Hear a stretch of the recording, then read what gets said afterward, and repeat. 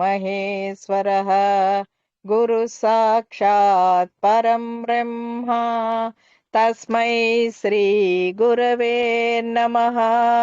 తస్మై శ్రీ గురవే నమః. అంతరాయ తిమిరోపశాంతయే శాంత పావనమచింత్య వైభవం తం నరం వపుషి కుంజరం ముఖే మన్మహే కిమపి తుందిలం మహః. వసుదేవసుతం దేవం కంసచాణూరమర్దనం దేవకీ పరమానందం కృష్ణం వందే జగద్గురుం. శ్రీకృష్ణం వందే జగద్గురుం. భగవద్బంధువులకు, ఆత్మస్వరూపులకు, సత్యాన్వేషులకు స్వాగతం, సుస్వాగతం. భగవంతుడు వేద స్వరూపుడు.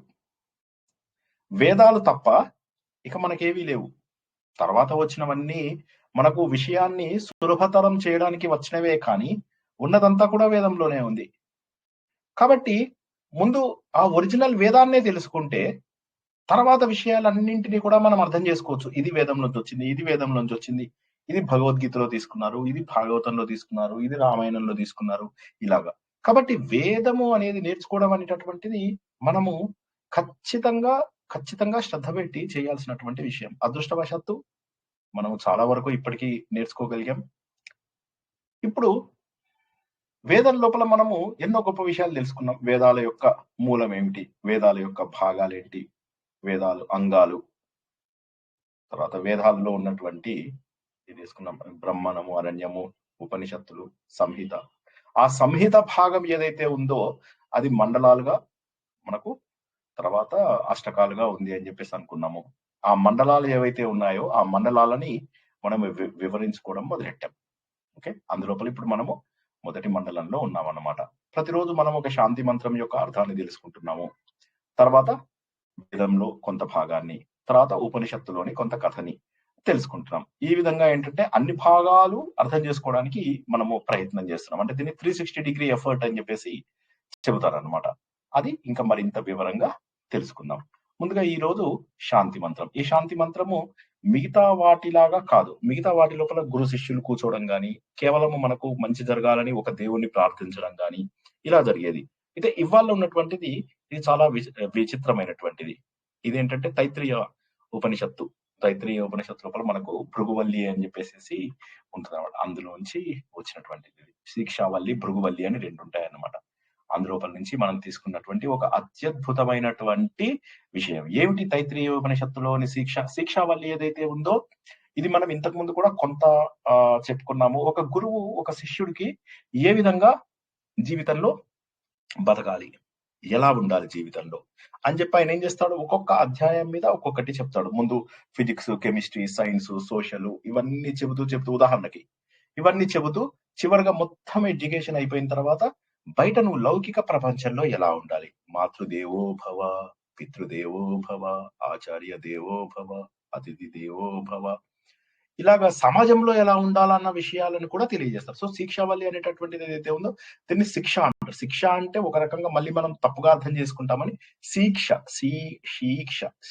అని చెప్పేసి కాస్త దీర్ఘం తీస్తే బెటరు. సో ఈ శిక్ష వల్లి అన్న తప్పుందని కాదు, కాకపోతే శిక్ష అంటే అక్కడ మనం పనిష్మెంట్ అనే అర్థం తీసుకుంటారు అనమాట. శిక్ష అంటే శిక్షణ అని చెప్పేసి అర్థం చేసుకోండి. చాలా అద్భుతమైనటువంటిది. దీని మీద ఇంకా ఎక్కువ వివరం కావాలంటే నేను చెప్పిన మన యూట్యూబ్ లోకే వెళ్ళి నేను చెప్పిన శిక్షావల్లిని వినండి. ఒక్కొక్క అనువాకము మొత్తం మీరు వినవచ్చు. చాలా డీటెయిల్ గా మీరు దాని అర్థాన్ని తెలుసుకోండి. అయితే ఇవాళ క్లుప్తంగా కేవలం ఓంకారం గురించి తెలుసుకుంటాం. ఏంటి ఓంకారం? ఆ, ఉ, మ ఈ మూడింటిని మనం ఓంకారంగా చెప్పుకుంటాము. ఈ మూడు ఏమిటి అంటే, నేను ఓంకారాన్ని ప్రార్థించాలనుకుంటున్నాను. తైత్రీయ ఉపనిషత్తులోని మనకు ఈ శిక్షావల్లి లోపల గురువు గారు 4వ అనువాకం లోపల చెప్తున్నాడు అనమాట. నువ్వు ఓంకారాన్ని పూజిద్దాం అనుకుంటున్నావు. ఎందుకు ఓంకారాన్ని పూజిస్తున్నావు? ఓంకారం అనేటటువంటిది భగవంతుడి యొక్క జ్ఞానానికి దాదాపుగా సమానం. నాకు కావలసినటువంటి జ్ఞానము, నాకు కావలసినటువంటి సంపద అంటే డబ్బు అని కాదు, కావలసినటువంటి ఆధ్యాత్మిక సంపద. ఈ సంపద కోసం నాకు కావలసినటువంటి శాశ్వతమైనటువంటి జ్ఞానం కావాలి, నాకు ఉన్నతమైనటువంటి జ్ఞానం కావాలి. ఈ ఉన్నతమైనటువంటి జ్ఞానం ఎలా ఉండాలి అంటే నేను ఆచరణ చేసేలాగా ఉండాలి. ఏదో నేర్చుకుంటున్నాను, ఏదో జరుగుతుంది, నేర్చుకుంటున్నాం, ఆత్మతత్వం నేర్చుకుంటున్నాం, కానీ ఆత్మ తత్వం అర్థం కావడం లేదు. ఏం లాభం? కాబట్టి ఆచరణ తత్వం కావాలి. అంటే భగవంతుడి యొక్క సిద్ధాంతము, భగవంతుడి యొక్క వేదాంతము మనం అర్థం చేసుకోవాలి. ఆయన అంటాడన్నమాట, మనలో ఉన్న దైవత్వాన్ని వ్యక్తీకరించుకోవాలి. వివేకానంద చాలా బాగా చెప్తారు. దీనిపైన, ఈ శిక్షావళి పైన ఆయన కొంత కామెంటరీ చేస్తూ చెప్తారన్నమాట. రామకృష్ణ మఠం దేవుడి దగ్గర ఉన్న బుక్ ఉంటే కొద్దిగా తీసుకోండి, చాలా బ్యూటిఫుల్ గా ఉంది ఆ బుక్. అందులోపల ఆయన చెప్తారన్నమాట, ఏంటి అసలు అంటే ఏంటంటే మన జీవిత లక్ష్యం ఏమిటి, మనకు బాహ్యంగాను అంతర్గతంగాను కూడా ఏదైతే ప్రకృతి ఉందో దానిని మనం నియంత్రించి దాని ద్వారా మనము ఒక మార్గంలో వెళ్ళడం. అంటే మనలోని దైవత్వం అంటే ఏంటి? మంచి లక్షణాలు. సింపుల్. క్లుప్తంగా చెప్పాలంటే దైవత్వం అంటే దైవీ లక్షణాలు ఏవైతే మనం భగవద్గీతలో తెలుసుకున్నామో ఆ లక్షణాలను పెంచుకోవడం ద్వారా మనం భగవంతుడి మార్గానికి దగ్గరవుతాం. అంటే చేసేటటువంటి ప్రతి పని కూడా దైవికంగా మారిపోతుంది. మనమే దేవుడిలాగా మారేటటువంటి ఆచరణాత్మకంగా చేయాలి. ఇదేంటంటే ఇది తత్వశాస్త్రం. మరి దీన్ని ఓంకార ధ్యానము అని చెప్పేసి అంటాం. అదేంటో ముందు తెలుసుకుందాము. తర్వాత దాని వివరణ చాలా చక్కగా తెలుసుకుందాం. ఇది కూడా శాంతి మంత్రమే. ఇది ఎందులో ఉందని చెప్పాను? ఏ ఉపనిషత్తు?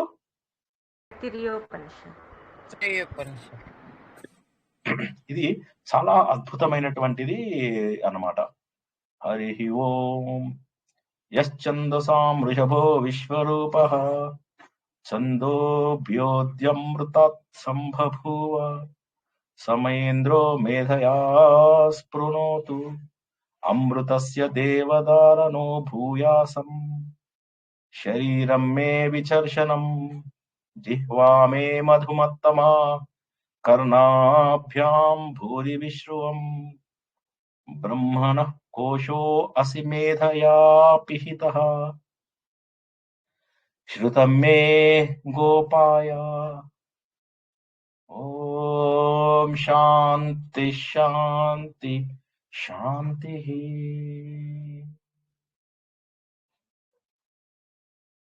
చాలా అద్భుతమైనటువంటిది. యహ ఏదైతే, ఏ నాదమైతే ఎక్కడి నుంచి వచ్చింది? అది వేదాలలోంచి వచ్చింది. అతి శ్రేష్టమైనటువంటి ఋషభ అంటే గొప్పదైనటువంటి వేదాలలోంచి వచ్చినటువంటి విశ్వరూపం.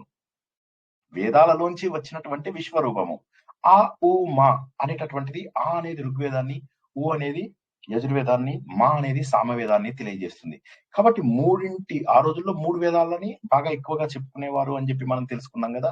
ఈ 3 వేదాల యొక్క సమాహారమే ఆ ఉ మా.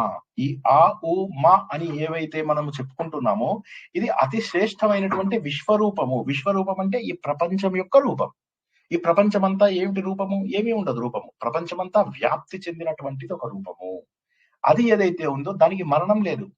అమృతాత్, అమృతాత్, మృతము లేనటువంటిది. అమృతాత్, మృతము కానటువంటిది. విశ్వరూప, సమస్తంగా ఉంటుంది. ఇది అన్ని చోట్ల కూడా ఉంది.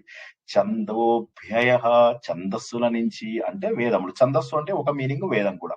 ఆ వేదాల నుంచి అతి సంబభూవ, అధిభూతము, అధిదైవము అని అంటాం కదా. అధి సంబభూవ, గొప్పగా ఉద్భవించినటువంటిది ఏదైతే ఉన్నదో స ఇంద్ర, అటువంటి మంత్రము. ఇక్కడ ఇంద్రుడు అంటే ఇంద్రుడు అనే దేవుడనే ఒక అర్థం తీసుకోవచ్చు. లేకపోతే అటువంటి గొప్ప మంత్రమైనటువంటి ఆ ఓంకారం ఏదైతే ఉందో, నన్ను ఏం చేయాలి? నన్ను మేధయా స్పృణోతు,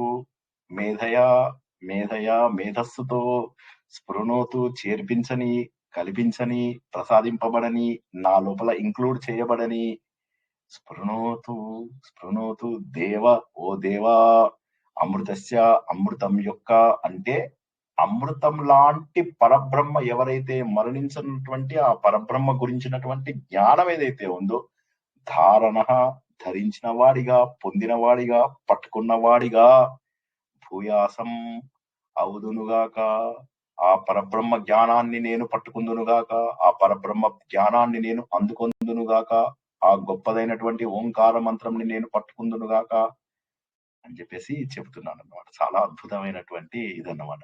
తర్వాత ఏమంటున్నాడు? నా యొక్క శరీరము విచర్షణం, హెల్దీగా ఉండాలి, ఆరోగ్యంగా ఉండాలి. ఆరోగ్యంగా ఉండకపోతే సాధన చేయలేను. కాబట్టి నా శరీరం ఆరోగ్యంగా ఉండాలి. మళ్ళీ నా యొక్క జిహ్వ, నాలుక, మధు. మధు అంటే తీయనటువంటిది. మధుమత్తమ, అతి తీయని వాటినే పలకని. అతి తీయని వాటినే పలకని అంటే చక్కటి మాట. తీయగా అంటే ఏదో టేస్టీ తీయ అని కాదు. అంటే బాగా తీయది స్వీట్ తినాలి అని కాకుండా, ఇక్కడ మనం అర్థం ఏం చేసుకోవాలంటే మంచి మాటలనే పలకని నేను. ఎప్పుడు కూడా కర్ణాభ్యాం, చెవుల ద్వారా, భూరి విశ్రువం, మంచి విషయాలు, గొప్ప. భూరి అంటే చాలా గొప్ప విషయాలని శ్రవం. శ్రవం అంటే వినాలి. విశ్రువం మంచిగా విశిష్టంగా కూడా నేను వినాలి. అటువంటి వినాలి. మేధయా, మేధస్సుతో, తెలివితో నేనేం చేయాలి? పిహితః, మరుగునబడి ఉన్నటువంటి బ్రాహ్మణః, ఆ భగవంతుడిని, అంటే నా మేధస్సులో ఇంకా భగవంతుడి యొక్క చైతన్యం రాలేదు. ఆ భగవంతుడి యొక్క చైతన్యము, ఆ ప్రాప్తి స్థానం ఏదైతే ఉందో అది నా మనస్సే.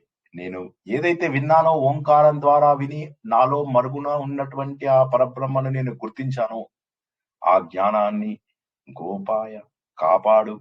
శృతం, నేను విన్నదానిని. మే శృతం, నేను విన్నదానిని. గోపాయ, కాపాడు. ఏ నాదమైతే వేదాల నుంచి వచ్చిందో, వేదాల యొక్క అత్యంత శ్రేష్టమైనటువంటి భాగము, ఏదైతే నాశనం లేనటువంటిదో, ఎందుకంటే వేదాలు నాశనం లేవు కాబట్టి ఆ నాశనం లేనటువంటి వేదాల నుంచి ఉద్భవించినటువంటిది ఏదైతే ఉందో ఆ ఓంకారము నాకు మేధస్సుని, తెలివితేటలని ప్రదర్శిస్తును గాక. ఆ తెలివితేటల ద్వారా నేనేం చేయాలి? ఆ అమృత తుల్యమైనటువంటి భగవంతుడు, ఏ భగవంతుడైతే మరణం లేకుండా, శాశ్వతంగా వికారములు లేకుండా ఉన్నటువంటి ఆ భగవంతుడు ఉన్నాడో, ఆ భగవంతుడి గురించి జ్ఞానాన్ని నేను తెలుసుకోవాలి. అది తెలుసుకోవాలంటే నా శరీరం ఆరోగ్యంగా ఉండాలి. నా నోరు మంచి మాటలు మాట్లాడాలి. నా చెవులు మంచి మాటలు వినాలి.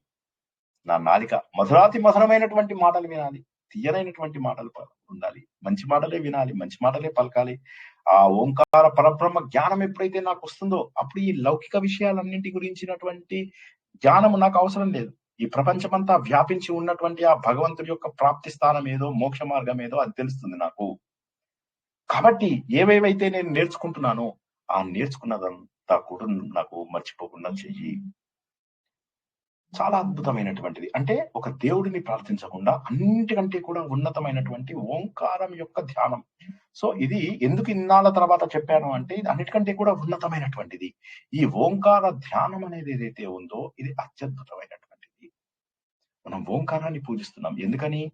ఇది ఋగ్వేద, యజుర్వేద, సామవేదం. ఈ మూడింటి యొక్క సారము.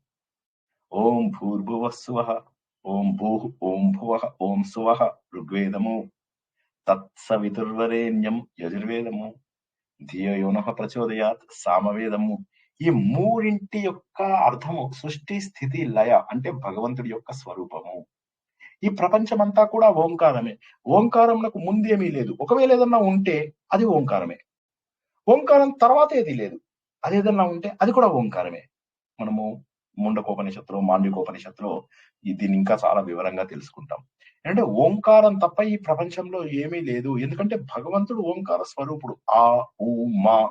హనుమ అని మనం చెప్పుకుంటాం. హనుమ అంటే ఏంటి? హనుమ అంటే ఒక రూపం కాదు. ఒక రూపం కాదు. హ, ను, మ. అందులోపల హల్లుల్ని తీసేసేయండి. హ తీసేస్తే ఆ వస్తుంది. ను తీసేస్తే ఊ వస్తుంది. మా తీసేస్తే ఆ, ఆన్, హ, ను, మ. ఆ, ఉ, అ. హనుమ అంటే అది కూడా ఓంకారం. అది కూడా ఓంకారమే. హనుమ అనేటటువంటిది ఏదైతే ఉందో అది ఓంకార రూపం. ఆ, ఉ, మ అనేటటువంటిది ఏదైతే మనం తెలుసుకుంటున్నామో అది భగవంతుడి యొక్క రూపము. హనుమ అంటే మనకు భగవంతుడి యొక్క రూపము అని అర్థం అన్నమాట. ఇది మనకు సగుణ బ్రహ్మ రూపం లోపల హనుమంతుడి రూపంలో చూసాం. నిర్గుణ బ్రహ్మ రూపం లోపల కూడా ఇదే మనం తెలుసుకుంటూ ఉంటాము. అంటే ఏదైతే నేను గాయత్రి మంత్రం ద్వారా, విశ్వామిత్రుడి ద్వారా అందుకున్నానో అటువంటిదే ఇది. అంటే నువ్వు దేవుడికి రూపంతో పూజించినా, రూపం లేకుండా పూజించినా కూడా ఓంకారం అనేటటువంటిది వస్తుంది. నేను నా సొంత శరీరాన్ని నేను ప్రతిబింబం రూపంలో చూసుకున్నట్టు అంతే. నా రూపము. కానీ ఎదురుగా నా ప్రతిబింబాన్ని కూడా చూసుకున్నాను. ఎప్పుడు చూసుకున్నాను? సత్యం తెలిసినప్పుడు. సత్యం తెలిసినప్పుడు ఏమవుతుందంటే నేనెవరిని అని చెప్పి తెలుసుకుంటాను. మామూలుగా చూసినప్పుడు నా ముఖం కనిపిస్తుంది. కానీ నేనెవరిని అని చెప్పి తెలుసుకోవాలి. నా ప్రతిబింబాన్ని తెలుసుకోవాలి. అది ఎవరు అంటే అది ఆత్మతత్వము. ఆ ఆత్మతత్వం కావాలి అంటే ఇది ఖచ్చితమైనటువంటిది. చాలా ఖచ్చితమైనటువంటిది. కాబట్టి ఏంటంటే భగవంతుడు ఉపనిషత్తులలో ఉన్న జ్ఞానాన్ని మనకు భగవద్గీత ద్వారా అందించాడు.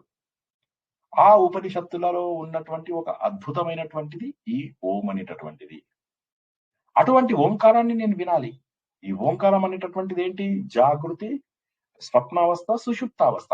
ఆ, ఉ, మా, తర్వాత ఒక చిన్న పాజ్ ఉంటుంది. ఇది మనము మాంజుకోపనిషత్తు తెలుసుకున్నప్పుడు తెలుసుకుందాం. ఆ, ఉ, మా, పాజ్. జాగృతావస్థ, స్వప్నావస్థ, నిద్రావస్థ, మన అసలు అవస్థ, స్వరూప అవస్థ. ఆ అవస్థ లోపల మనం ఉంటాము. మాండ్యోకం అంటే ఏంటి? కప్ప దుంకుతుంది. ఓం ఓం ఓం అదన్నమాట. సో ఆ విధంగా మనము ఆ ఓమాని గుర్తిస్తాం. అంటే మనం జీఓడి అని ఏదైతే సృష్టి స్థితి లయలాగా చెప్పుకుంటామో, మనలోని జాగృత అవస్థ, స్వప్నావస్థ, సుషుప్తావస్థను కూడా మనం ఓంకారం ద్వారానే చెప్పుకుంటాం. కాబట్టి మనలో ఉన్నటువంటి చైతన్యం మరి ఏదో కాదు. అది వేదాలలో ఎప్పుడూ కూడా తరగనటువంటి సంపదగా మిగిలినటువంటి ఆ ఓంకారం గురించి మనం చెప్పుకుంటాము. కాబట్టి అందులో ఉన్నటువంటి శక్తిని, ఓ సూర్యదేవ, ఆ జ్ఞానాన్ని నాకు అందించి నా లోపల నుంచి అజ్ఞానాన్ని పోగొట్టు అని చెప్పేదే మనకు ఇది భూర్భువస్సువః అని చెప్పి ఏదైతే చెప్పుకుంటామో గాయత్రి మంత్రం. సో ఓంకార రూపమే గాయత్రి మంత్రము. భూర్భువస్సువః అది ఆ అనే అక్షరంతో, తత్సవితర్వరేణ్యం అనేటటువంటిది ఏదైతే ఉందో అది ఊ అనే అక్షరం, ధియోయోనః ప్రచోదయాత్ అనేది మా అనే అక్షరం. అంటే ఏంటంటే నాకు ఒక సరైనటువంటి జ్ఞానాన్ని స్పృణోతు అందించు, నాకు ప్రసాదించు. ఏ ప్రసాదం అందిస్తావు? ఏ ప్రసాదం ద్వారా అయితే నా లోపల ఉన్న అజ్ఞానం పోతుందో, నా లోపల అజ్ఞానాన్ని పోగొట్టవలసినటువంటిది ఏదైతే ఉందో అది కేవలం ఓంకారం మాత్రమే. కాబట్టి ఆ ఓంకారం నాకు అమరత్వాన్ని అందిస్తుంది. నేను పుట్టడము అమరుడను, నేను మరణం లేదు నాకు, నేను శాశ్వతుడను. మనం మొన్న ఉపదేశ సారం తెలుసుకున్నప్పుడు కూడా ఏమని తెలుసుకున్నాము? మనం అంతా కూడా శాశ్వతులము అని చెప్పేసి తెలుసుకున్నాం. మన శాశ్వత స్వరూపాన్ని మనం ఏం చేస్తున్నాము? సాధన చేయడానికి అవసరమైన శరీరం ద్వారా మనం ఎవరమో తెలుసుకుంటాం. కేవలము మనిషికి మాత్రమే ఈ అధికారం ఉంది, ఈ అదృష్టం ఉంది. ఇంకా వేరే ఏ జీవులకు లేదు. కాబట్టి కేవలము మానవులకు వచ్చినటువంటి ఆ అధికారం ఏదైతే ఉందో ఆ మేధస్సు ద్వారా దాన్ని మనం స్వీకరించాలి. కాబట్టి ఆ మేధస్సు ముందు నాకు ఇవ్వు, ఆలోచించగలిగేటటువంటి ఆ గుణాన్ని నాకు ఇవ్వు ఓ భగవంతుడా. ఆ తర్వాత నేర్చుకున్నది మర్చిపోవద్దు. శ్రీనివాస్ గారు రోజు చెప్తారు నేర్చుకోమనేది. నేను చెప్పిందంతా వినమని చెప్తుంటారు. కానీ మనం ఏం చేస్తాం? అయిపోయింది, ప్రవచనం అయిపోయింది, మళ్ళీ మనము మామూలు విషయాల్లోకి వెళ్తున్నాం. ఎప్పటికి బోధపడాలి మరి ఇలా అయితే? వినాలి వినాలి వినాలి. నేను బ్రహ్మని, నేను జన్మలేని వాడిని, నేను మరణం కూడా లేనటువంటి వాడిని. ఆ సత్యం నాకు కావాలి. ఓ దేవా, ఓ దేవ, ఓ ఓంకార దేవ, ఓ ఇంద్రదేవ, ఓ బ్రహ్మదేవ, ఓ పరబ్రహ్మదేవ, ఆ అత్యున్నతమైనటువంటి దైవం ఏదైతే ఉందో దాన్ని సూచించినటువంటి గొప్ప శాంతి మంత్రం ఇది. చాలా అద్భుతమైనటువంటిది శాంతి మంత్రం. ఇందులో ఏమన్నా ప్రశ్నలు ఉంటే అడగండి, లేకపోతే మనము మన కథలోకి వెళ్దాం. అర్థమైందా ఎవరికైనా? అసలు ఏదో చెప్తూ పోయారా? ఓంకారం చెప్పారు సార్, ఓంకారం గురించి చెప్పారు, శాంతి మంత్రంతో కనెక్ట్ చేస్తూ ఓంకారం గురించి చెప్పారు. ఏ అధ్యయనం చేసేటప్పుడైనా ఒక శాంతి మంత్రం మనం మొదలెడతాం. ఆ శాంతి మంత్రంలో ఈ రోజు మనం తెలుసుకున్నది ఓంకారం. ఈ ఓంకారం అనేటటువంటిది అంటే సృష్టి, స్థితి, లయ. ఈ మూడు చేసేది ఎవరు? దేవుడు. కాబట్టి ఆ మూడింటికి సంబంధించింది నంబర్ 1. నెంబర్ 2 జాగృతావస్థ, స్వప్నావస్థ, సుషుప్తావస్థ మన జీవితంలో జరిగేటటువంటిది. ఆ మూడింటికి కూడా మళ్ళీ ఓంకారంతోనే పోల్చారు. సో ఆ ఓంకారం పైన నేను సాధన చెయ్యాలి అంటే నాకు దానికి కావలసినటువంటి జ్ఞానాన్ని కావాలి. కాబట్టి సరైనటువంటి శరీరము, సరైనటువంటి వాక్కు, సరైనటువంటి పనులు వినడం గనక నాకు అలవాటైతే నేను అప్పుడు ఏంటంటే కావలసిన మేధస్సును పెట్టుకుంటాను. నాకేం కావాలి ఇక్కడ? శరీరము, నోరు, చెవులు, మేధస్సు, 4 విషయాలు కావాలి. ఈ 4 విషయాల ద్వారా నేను ఇవన్నీ జ్ఞాపకం ఉంచుకుని ఆచరణాత్మకమైనటువంటి భగవంతుడి యొక్క స్వరూపాన్ని నేను అని చెప్పి తెలుసుకుంటాను. ప్రాక్టీస్ చేస్తాను. నేను భగవంతుడి యొక్క స్వరూపాన్ని అనేటటువంటి విషయాన్ని నేను ప్రాక్టీస్ చేస్తాను. ఈ ప్రపంచంలో ఓం భూహు, ఓం భూహ, ఓం సువహ, స్వర్గలోకం. సువహ అంటే స్వర్గలోకం. అక్కడి వరకు నేను చేరుకుంటాను. ఓం భూహు, భూమి నుంచి స్వర్గం వరకు, అంటే ఉన్నత స్థానం వరకు నేను చేరుకుంటాను. భూలోకము, భువర్లోకము, సువర్లోకము, వీటిని ఆవృతులు అంటారు. ఈ ఆవృతులను నేను దాటుకుంటూ వెళ్తాను. కాబట్టి దేవుడా, నేను విన్నటువంటి ప్రతిదీ కూడా నాకు జ్ఞాపకం ఉండేలాగా చెయ్యి. అందుకోసం నాకు మేధస్సు ఇవ్వు. నాకు శరీరాన్ని ఇచ్చావు, చెవులు ఇచ్చావు, నోరు ఇచ్చావు. ఓకే, ఫైన్, మన అందరికీ ఉన్నవే. కానీ మేధస్సు కూడా ఇవ్వాలి నాకు. ఆ మేధస్సు ఇస్తేనే కదా I will be able to remember everything. ఆ మేధస్సు ఇవ్వకపోతే నేను ఎలా జ్ఞాపకం ఉంచుకుంటాను? కాబట్టి ఆ మేధస్సు ఇస్తే అప్పుడు ఓంకారం ద్వారా నేను సాధన చేసి ఆ పరబ్రహ్మ స్వరూపాన్ని అందుకుంటాను అని చెప్పడం. ఇప్పుడు అర్థమైందా? పోనీ కొద్దిగా కొత్తగా చెప్పాను, ఇంకొక రకంగా చెప్పమన్నా కూడా చెప్తాను. అర్థం కాని వాళ్ళు మొహమాటం లేకుండా అడగండి అందరూ కూడా, ఎందుకంటే మొహమాట పడితే ఇది మిస్ అయిపోతాం. జై శ్రీకృష్ణ సార్. జై శ్రీకృష్ణ సార్, పూజకు ముందు ఓంకారం చెప్పాలి కదా, తర్వాత శాంతి మంత్రం. శాంతి మంత్రం ఏది ప్రారంభించే ముందైనా ఏది ముగించినప్పుడైనా శాంతి మంత్రము చెప్పవచ్చు. ఓకేనా?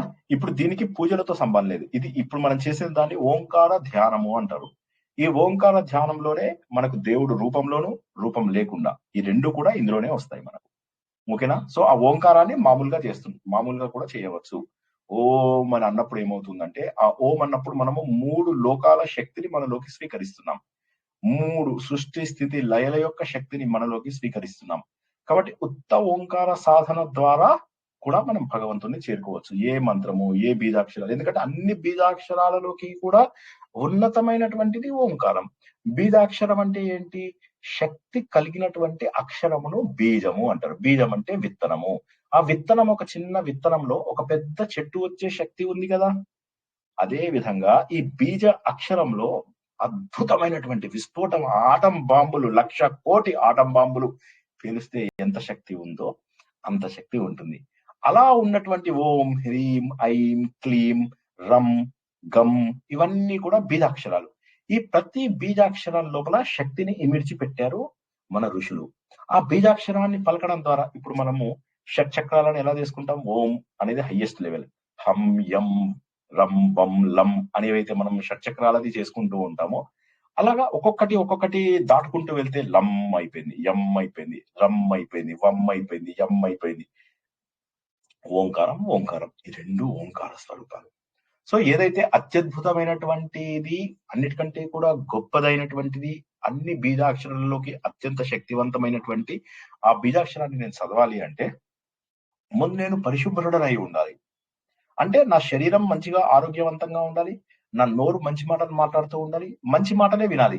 వీడి మాటలు, వాడి మాటలు, వీడి మీద నేరాలు, వాడి మీద నేరాడు, వీడి ఇట్లా చెప్పాడు, వాడు అట్లా చెప్పాడు, వాళ్ళు ఇలా చెప్పారు, వీడి ఇట్లా చెప్పారు, వీళ్ళింట్లో పెళ్ళైంది, వాళ్ళింట్లో ఎవడో లేచిపోయాడు, వీళ్ళింట్లో ఆడది ఇట్లా చేసింది, వాడింట్లో మొగాడు అలా చేశాడు, దీనికి బుద్ధి లేదు, వాడికి బుద్ధి లేదు. ఇవన్నీ మనం చుట్టాల దగ్గర, స్నేహితుల దగ్గర వింటూ ఉంటాం. No exception. వినలేదు అని ఎవరు అనకండి దయచేసి, అందరూ విన్నారు ఇలాంటి మాటలు. ఇవి వినాలి అని కోరుకోకూడదు. మనం ఏమి వినాలి? భగవంతుడి మాటలే వినాలి, ఆనందకరమైనటువంటివి వినాలి. విని మంచి మాటలన్నీ వినడం ద్వారా ఏమవుతుంది? ఒక శరీరం బాగా ఉంది, ఒక నోరు బాగా ఉంది, చెవులు బాగా ఉన్నాయి. ఇప్పుడు నాకు కావాల్సింది ఏంటంటే మేధస్సు, ఆలోచన. మనము యూజ్ చేయండి ఏది? మనం ఏది వాడము? మేధస్సుని మనం వాడము. కాబట్టి ఆ మేధస్సుని భగవంతుడా నేను వాడేలాగా చెయ్యి. ఆ మేధస్సుని నేను వాడాలి భగవంతుడా. ఆ మేధస్సులో వాడితేనే then I will be able to remember everything. కాబట్టి అన్నిటికంటే ఉత్కృష్టమైనటువంటి నాదము ఏదైతే పరబ్రహ్మ స్వరూపమైందో దాని సాధన చెయ్యాలి అంటే నాకు సరైనటువంటి శరీరము, సరైనటువంటి నోరు, సరైనటువంటి చెవులతో పాటుగా మేధస్సు కూడా కావాలి. కాబట్టి ఆ మేధస్సుని కాపాడు. నేను విన్నటువంటి వాటన్నిటిని కూడా జాగ్రత్తగా కాపాడు. ఎందుకంటే ఎవడో వచ్చి దాన్ని ఫటక్మని లేపేస్తాడు. అలా లేపకుండా కాపాడు ఓ భగవంతుడా అన్నాడు. ఇంకా ఎవరికైనా ఇంకేదన్నా డిఫరెంట్ ఎక్స్ప్లెనేషన్ కావాలంటే కూడా చెప్తాను. సార్, మనం ఏదైనా దేవుడి నామం చెప్పే ముందు ఓం అంటామే, అది ఇది వేరే సార్? అంతా ఒక్కటే కదా సార్? ఓమే పవిత్రము అని చెప్పేసి దేనికైనా ముందు ఓంకారంతో ప్రారంభించాలి.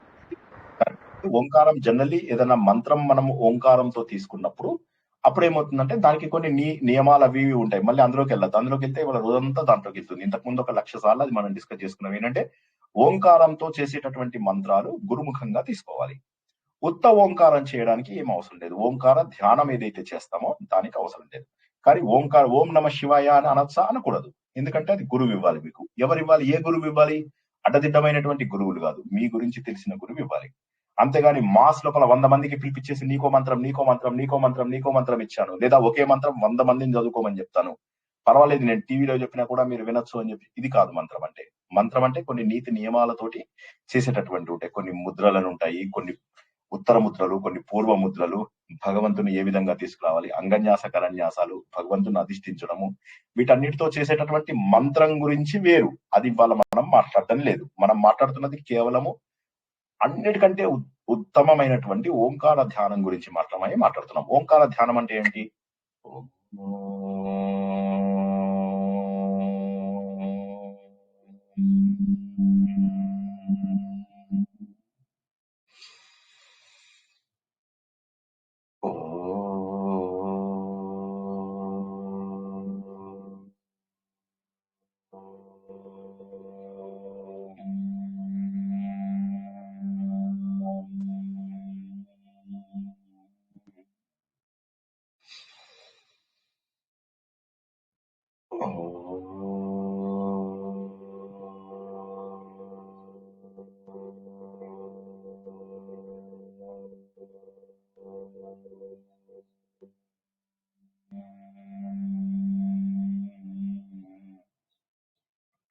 ఇది ఓంకార ధ్యానం.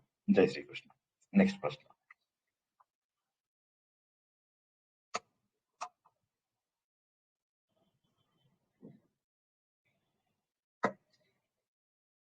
హలో, కట్ అయిపోయిందా? కాల్ కట్ అయిపోయిందా?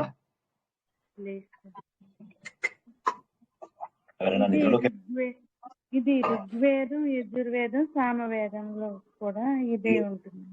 మూడిటి యొక్క రూపం ఇది. మూడిటి యొక్క రూపము, మూడు వేదాల యొక్క సంక్షిప్త స్వరూపము. మూడు వేదాలలో ఉన్నటువంటి శక్తిని ఓంకార రూపంలో తీసుకున్నారు. ఈ ఓంకారం అనేది ఏ సమయంలోనైనా చేసుకోవచ్చు అండి? శుభ్రంగా ఉన్న ఏ సమయంలో అయినా చేసుకోవచ్చు. చక్కగా సోఫాలో మంచిగా ఒక దర్భాసనం. మీరు ఒకటే గుర్తుంచుకోండి, పవిత్రులు కావాలి అంటే దర్భ కంపల్సరీ. ఓకేనా? ఆ పవిత్రులుగా అవడం కోసమని దర్భాసనాలు కొనుక్కోండి. దర్భాసనాల మీద కూర్చొని చక్కగా చేసుకోండి. అలా కూర్చోకూడదు అంటారు కదండి. ఆ ఆడవాళ్ళు దర్భాసనం మీద కూర్చోకూడదు అంటారు కదా. ఎవరు చెప్పారు? ఆ పాపాత్ములు ఎవరో చెప్పండి ఫస్ట్. కూర్చోండి, చక్కగా కూర్చోండి. ముందు మనం వాడుతున్న చేపలే కదా సార్ దర్భాసనం అంటే? లేదండి, దర్భలతో తయారు చేస్తారు దర్భాసనం పూజా స్టోర్స్.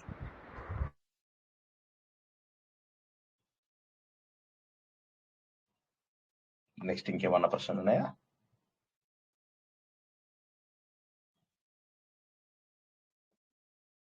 వెళ్ళిపోనా? తర్వాత స్టెప్కి వెళ్ళిపోనా? ఇంకెవరికైనా అనుమానం లాగా ఉంది, ఇది అడిగితే ఎవరేమనుకుంటారో అనేది ఉన్నా కూడా అడగండి, పర్వాలేదు. అంటే ఓం భువః ఓం శువః చెప్పురా. ఇప్పుడు మీకు మనకు ఏముంటాయి? మనకు మొత్తము పైన 7 లోకాలు, కింద 7 లోకాలు ఉంటాయని చెప్పి తెలుసా మీకు? తెలుసా లేదా? ఒకసారి గట్టిగా చెప్పండి, గట్టిగా మాట్లాడండి. తెలుసా? Very good, very good. అందులోపల ఓం భూహ, ఓం భోహ, ఓం సువహ, ఓం మహ, ఓం జనః, ఓం తపః, ఓం సత్యం అని ఏదైతే చెప్పుకుంటామో ఇవి ఊర్ధ్వలోకాలు అంటారు. కింద అతల సుతల వితల తలాతల రసాతల మహాతల పాతాల అనేటటువంటివి ఏవైతే ఉన్నాయో ఇవి అధోలోకాలు అంటారు. ఊర్ధ్వలోకాలు, అధోలోకాలు. ఈ ఊర్ధ్వలోకాలలో మొదటి ఆవృతులు ఏవైతే ఉన్నాయో, మొదటి లోకాలు ఏవైతే ఉన్నాయో అవి భూలోకము, భువర్లోకము, సువర్లోకము అంటారు. ఈ మూడింటి యొక్క శక్తితోటి మహర్లోకాన్ని తయారు చేశారు. ఈ ఓం భూహు, ఓం భువః, ఓం సువః అని ఏదైతే అంటారో ఇది ఇది ఋగ్వేదంలోంచి తీసుకోబడింది. ఇది ఆ అనే అక్షరమునకు సమానము. ఓంకారంలో 3 అక్షరాలు ఉంటాయి. ఆ, ఉ, మా. ఆ, ఉ, మా. ఆ అనే అక్షరం ఏదైతే ఉందో ఈ ఆ అనే అక్షరం యొక్క సరిసమానమైనటువంటిది ఓం. ఈ భూహ, భువః, సువః, ఓం భూహు, భువః, సువః, ఈ 3 అక్షరాలు కలిపితే ఆ. ఓకేనా? నెక్స్ట్ వచ్చేది తత్ సవితుర్వరేణ్యం అన్నాడు. అంటే సవిత అంటే ఎవరు? ఆయన, సూర్యుడు. ఆ వితుర్వరేణ్య, ఆయనలో ఉన్నటువంటి శక్తిని మనం తీసుకోవడానికి మనం ఏం చేస్తాం? అది ఊ అన్నమాట. ఊ అనేటటువంటి అక్షరం, అది యజుర్వేదం. సామవేదంలోంచి భర్గోదేవస్య ధీమహి ధియో నః ప్రచోదయాత్. సో ఓం భూర్భువస్సువః తత్సవితుర్వరేణ్యం భర్గోదేవస్య ధీమహి ధియో నః. ఈ 4వ దాన్ని కూడా మనం మహా లోపల కలుపుతాం. ఈ 3వది ఏదైతే ఉందో అది మనకు వచ్చినటువంటి మ అనేటటువంటి అక్షరము. ఈ 3 అక్షరాల ద్వారా వచ్చినటువంటి ఈ ఏదైతే ఉందో ఈ 3 ఆవృతుల ద్వారా, 3 అక్షరాల ద్వారా వచ్చినటువంటి ఓంకారం ఏదైతే ఉందో ఈ ఓంకారం 3 వేదాలకు కూడా సమానము అని చెప్పి చెప్తున్నాం అన్నమాట. అంటే 3 లోకాల యొక్క సారమే ఇది అని చెప్పేసి చెప్తున్నాం అంతే. సో అంటే ఏంటంటే మనకు ఇది చాలా ఉన్నతమైనటువంటి విద్య. అందుకే ఏం చెప్పాడు ఇంతవరకు కూడా. సో తత్సవితుర్వరేణ్యం అయిపోయింది, భర్గోదేవస్య ధీమహి అయిపోయింది, ధియోయోనః ప్రచోదయాత్ సామవేదం. సో సామవేదం దాకా కూడా వచ్చిన తర్వాత అప్పుడు మనం ఏంటంటే ఓం భూహ ఓం శుభః అనేది మొదటిది. ఋగ్వేదం నుంచి వచ్చినది ఓం భూహ ఓం శుభః తత్సవితుర్వరేణ్యం. భర్గోదేవస్య ధీమహి, నేను ఇంత కొద్దిగా చెప్పిన సీక్వెన్స్ తప్పుంది. భర్గోదేవస్య ధీమహి అనేది యజుర్వేదము, ధియోయోనః ప్రచోదయాత్ అనేది సామవేదం. ఈ విధంగా ఈ 3 లోకాల్లో ఉన్నటువంటి సంపదని నేను ఈ 3 వేదాల ద్వారా తీసుకున్నాను అని చెప్పి చెప్పడం అన్నమాట. ఇది సారము. బేసికల్ గా ఈ జ్ఞానం అంతా, వేదాల్లో ఉన్నటువంటి జ్ఞానం అంతా, నాకు ఒక వాక్యం కావాలి, ఋగ్వేదం నుంచి ఒక వాక్యం కావాలి, నేను ఋగ్వేదం అంతా చదివిన దాంతో సమానం కావాలి. అప్పుడు ఆయన ఏమన్నాడు, ఓం భూర్భువః తత్సవితుర్వరేణ్యం అనేది ఋగ్వేదం నుంచి ఇచ్చాడు. ఒకడు వచ్చేసి అడిగాడు, నాకు యజుర్వేదంలో ఉన్న సారం మొత్తము నేను గ్రహించాలి. అప్పుడు ఆయన ఏం చేశాడు, యజుర్వేదంలోని అక్షరం ఇచ్చాడు, భర్గో దేవస్య ధీమహి.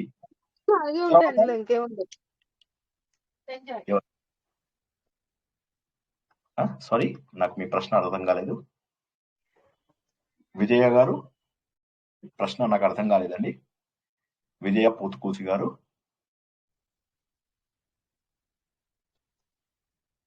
ఈ విధంగా 3 లోకాల్లో ఉన్నటువంటి 3 వేదాలలో ఉన్న 3 ముఖ్యమైనటువంటి వాటిని కలుపుకుని ఈ 3 యొక్క సారాంశము, ఇది ఋగ్వేదం యొక్క సారాంశం, ఇది యజుర్వేదం యొక్క సారాంశం, ఇది సామవేదం యొక్క సారాంశం. ఈ 3 యొక్క సారాంశము ఆ ఉ మా అనే 3 అక్షరాలుగా విభజించి ఈ 3 అక్షరాలని నేను ఓం భూహ ఓం భువః ఓం శువః ఈ 3 లోకాల యొక్క శక్తిని స్వీకరించడానికి నేను చేస్తాను.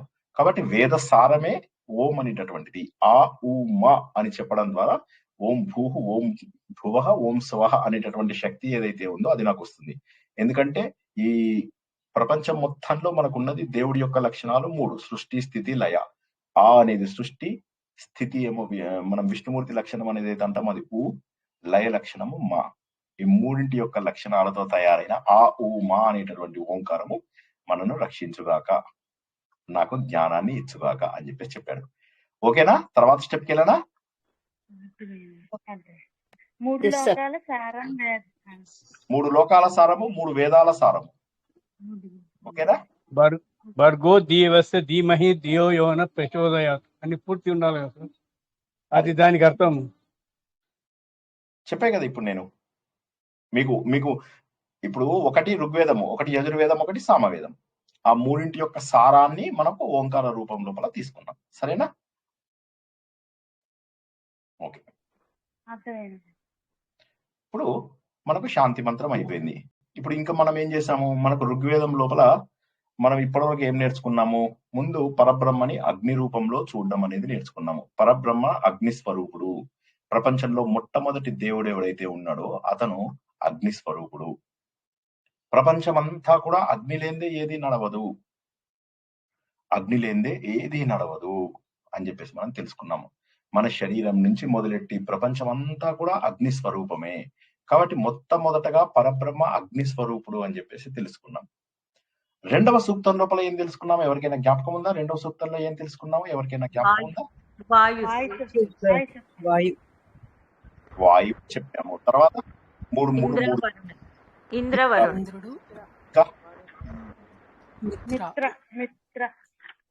చెప్పండి, కరెక్టే, మిత్రావరుణుడు. సో మొదట వచ్చినటువంటి దేవుడు ఎవరు? వాయుదేవుడు. 1 నుంచి 3 వరకు, 4, 5, 6 లోపల ఇంద్రుడు ప్లస్ వాయువు. తర్వాత వచ్చినటువంటి వాళ్ళు మిత్రావరుణులు.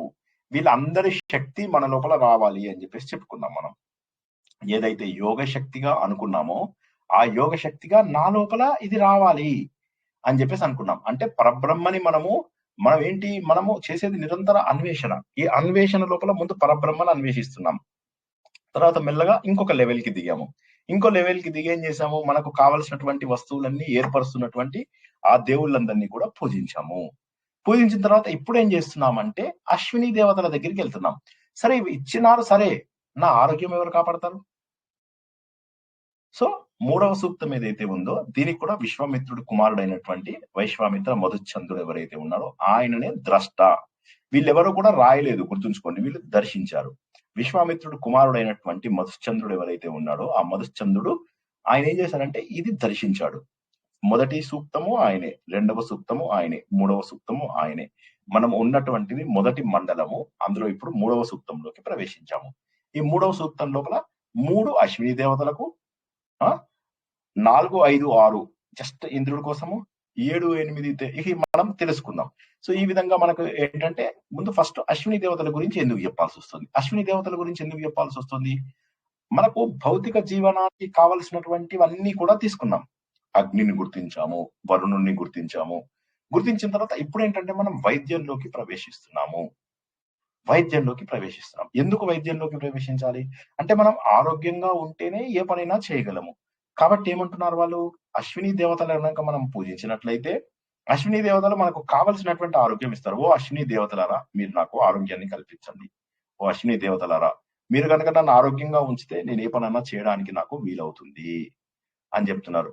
హరి ఓ అశ్వినా యజ్వరీరిషా ద్రవత్పాణి శుభస్పతి పురుభుజా చనస్యతం అశ్వినా పురదంససా నరాశ వీరయా ధియా దిష్మా వనతం గిరః దస్రా యువాకః సుతానా సత్యావృత్త బర్హిషః ఆయాతం రుద్రవర్తని అని 3 శ్లోకాలు ముందు మనం అశ్విని దేవతల గురించి చెప్పుకున్నాం. ఎవరి అశ్విని దేవతలు, వీరు మనకు ఏ రకంగా మనకు సహాయపడుతున్నారు, అసలు అశ్విని దేవతల యొక్క అవసరం మనకి ఏమొచ్చింది, అశ్విని దేవతల యొక్క గొప్పతనం ఏమిటి, ఈ అశ్విని దేవతల యొక్క గొప్పతనం ఏమిటి? ఇందాక చెప్పినట్టుగా వీళ్ళు దేవతల యొక్క వైద్యులు అని చెప్పేసి మనం తెలుసుకున్నాం. తర్వాత 33 కోట్ల దేవతలు అని చెప్పే ఎవరికైనా జ్ఞాపకం ఉందా? ఆ 33 కోట్ల దేవతలు వీరు కూడా ఒక కోటి అంటే గ్రూప్. అవును, గ్రూపు. దాంట్లో వీళ్ళు కూడా ఒకళ్ళు కదండి. ఒకళ్ళు చెప్పండి చెప్పండి ఎవరెవరు మొత్తం? రుద్రులు, 12 అశ్విని దేవతలు.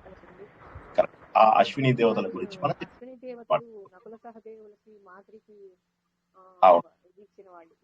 మీ వాయిస్ చాలా లోగా ఉంది, ఎక్స్ట్రీమ్లీ లోగా ఉంది.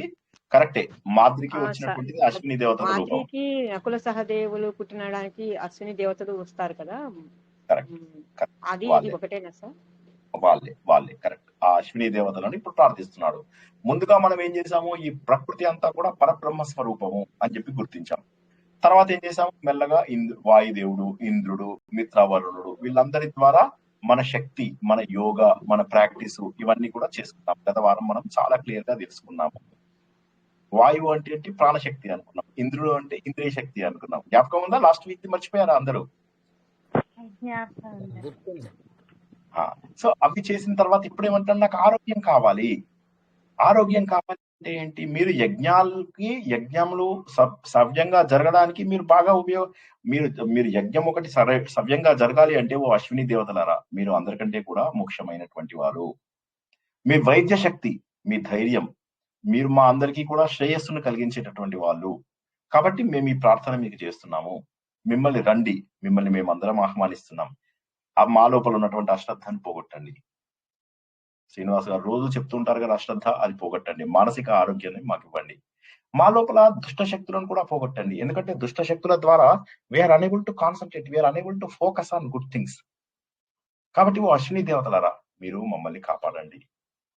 ఆయుర్వేద సంబంధమైనటువంటి దానికి ఇది ఉంటుంది. మనకు మామూలుగా మానసిక శారీరక ఆరోగ్యాల కోసం ఉపయోగించేటటువంటి మంత్రాలలో ఇది కంపల్సరీగా వాడుతూ ఉంటారు.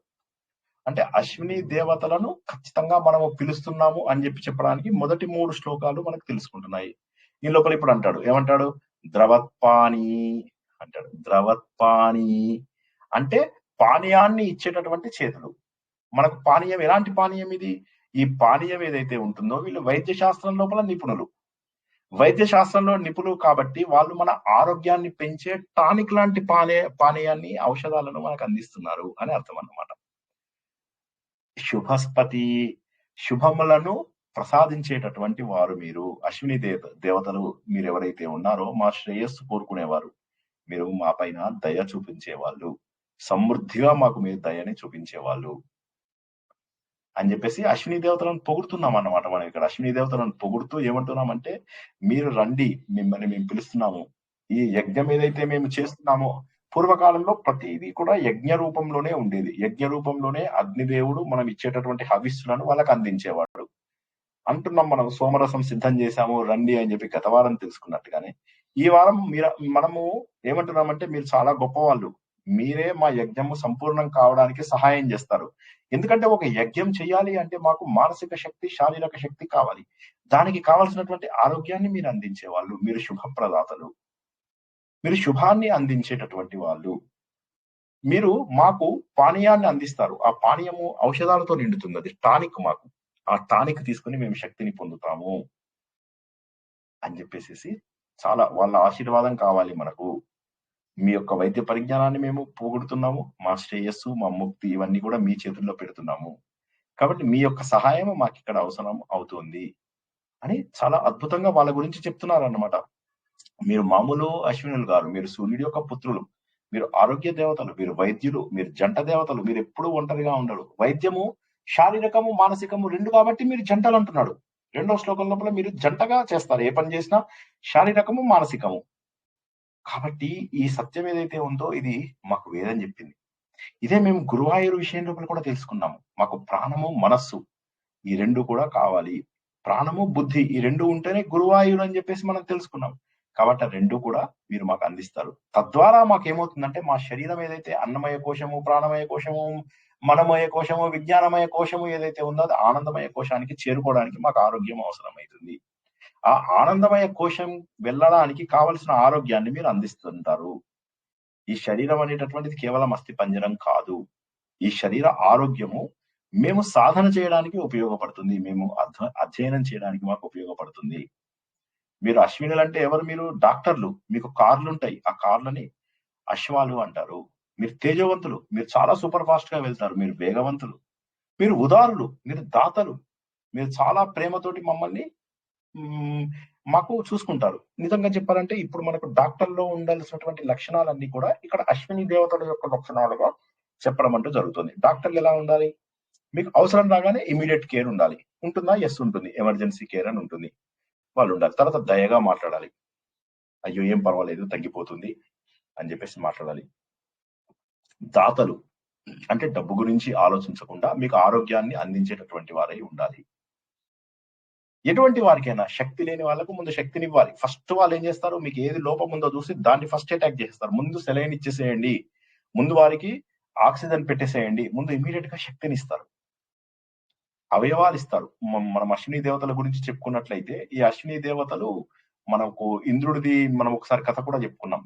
ఇంద్రుడు దగ్గర ఉన్నటువంటి విద్య అది మా విద్య లోపల ఒకసారి ఆయనకు దదీచికి వీళ్ళు గుర్రం తల పెడతారు అనమాట. ఇంద్రుడు వచ్చేసి ఆ గుర్రం తల నరికేస్తాడు. నరికేగానే ఆయన తలను మళ్ళీ వాపస్ తీసుకొచ్చి దదీచికి తగిలిస్తారు అన్నమాట. సో ఇది బ్యూటిఫుల్ కథ, మనం ఇంతకు ముందు తెలుసుకున్నాం, మళ్ళీ ఒకసారి ఎప్పుడైనా తెలుసుకుందాం. సో కాబట్టి అశ్విని దేవతలు ఆ రోజుల్లోనే ఆపరేషన్స్ చేశారు అని కూడా మనం తెలుసుకుంటున్నాము.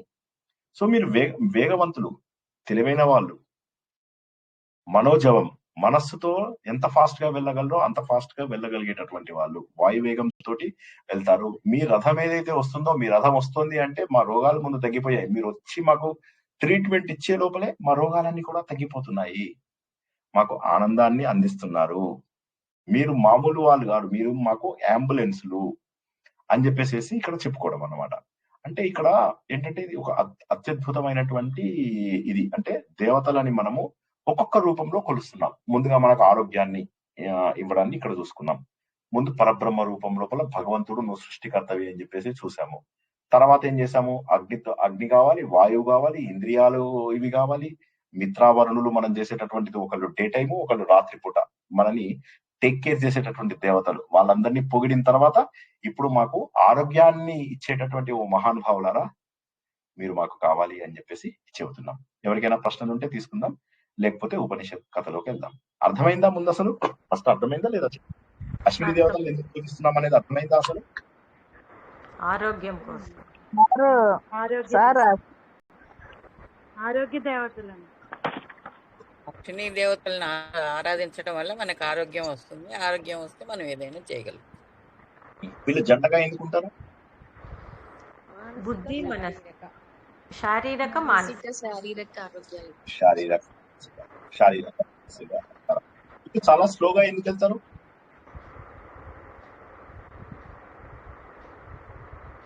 చాలా స్లోగా ఎందుకు వెళ్తారు వీళ్ళు? గట్టిగా మాట్లాడండి, గట్టిగా మాట్లాడండి. వాళ్ళు ఎందుకు నిదానంగా వెళ్తారా? ఓకే. వాళ్ళు మానసిక శారీరక ఆరోగ్యాలని మనకు ఇవ్వడమే కాకుండా వారేంటంటే మనకు సూపర్ ఫాస్ట్ గా కూడా వస్తారు, వేగవంతులు. కానీ వీళ్ళు ఎందుకు అంత క్రూరంగా ఉంటారంటారు?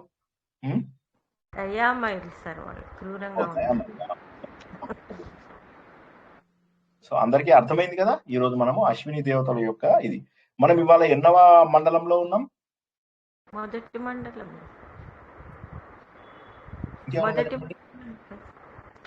ఇంకెవరైనా చెప్పండి, ఏ మండలంలో ఉన్నాం? 4 సార్. ఇంకెవరైనా? మొదటి మండలంలో ఉన్నాం సార్. మొదటి మండలంలో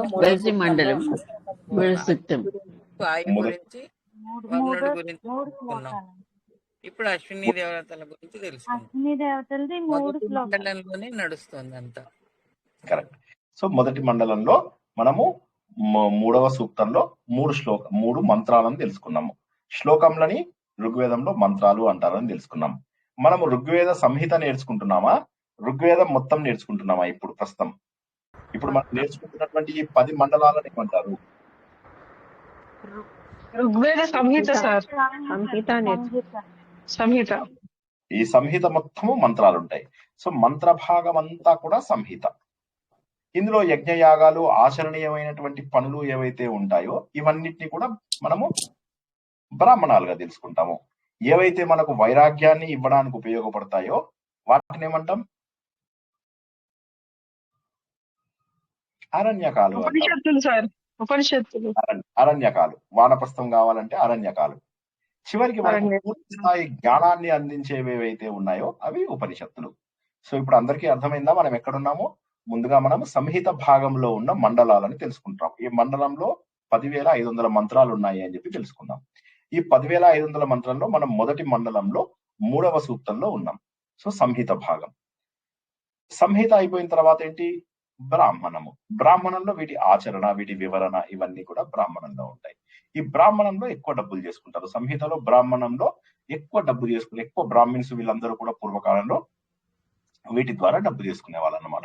అరణ్యకాల ఉపనిషత్తులు ఎవరి కోసము అంటే, అరణ్యకాల ఉపనిషత్తులు ఎవరైతే జీవితంలో ఇంకా అయింది, నాకు 45 ఏళ్ళు వచ్చాయి, నేను ఇంకా ఇప్పటి నుంచి వానప్రస్థము, సన్యాసము సాధించాలనుకునేటటువంటి వాళ్ళు, జీవితంలో ఒక లక్ష్యం ఉన్నటువంటి వాళ్ళు వానప్రస్థంలోకి వస్తారు. జీవితంలో అసలు లక్ష్యం వెళ్ళినటువంటి వాళ్ళు అలా వెళ్ళిపోతుంది. ఈ కాళ్ళే వచ్చే జన్మకు పోస్ట్ పోన్ చేద్దాం, ఈ జన్మలో ఇది బానే ఉంది కదా అనుకుంటారు. కానీ వచ్చే జన్మ వస్తుందని గ్యారంటీ ఉంటే దట్ ఈస్ ఆల్సో ఫైన్. మీకు గ్యారంటీ ఉన్నా, ఎవరికి గ్యారంటీ ఉన్నా ఓకే.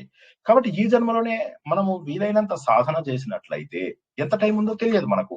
ఎంత టైం ఉంటే అంత. ఒక రోజు ఎక్స్ట్రా దొరికింది అంటే సాధనకు సమయం కావాలి. 1 గంట ఇక్కడ నేర్చుకున్నాము అంటే మీరు 7-8 గంటల పాటు ఇవి వినాలి.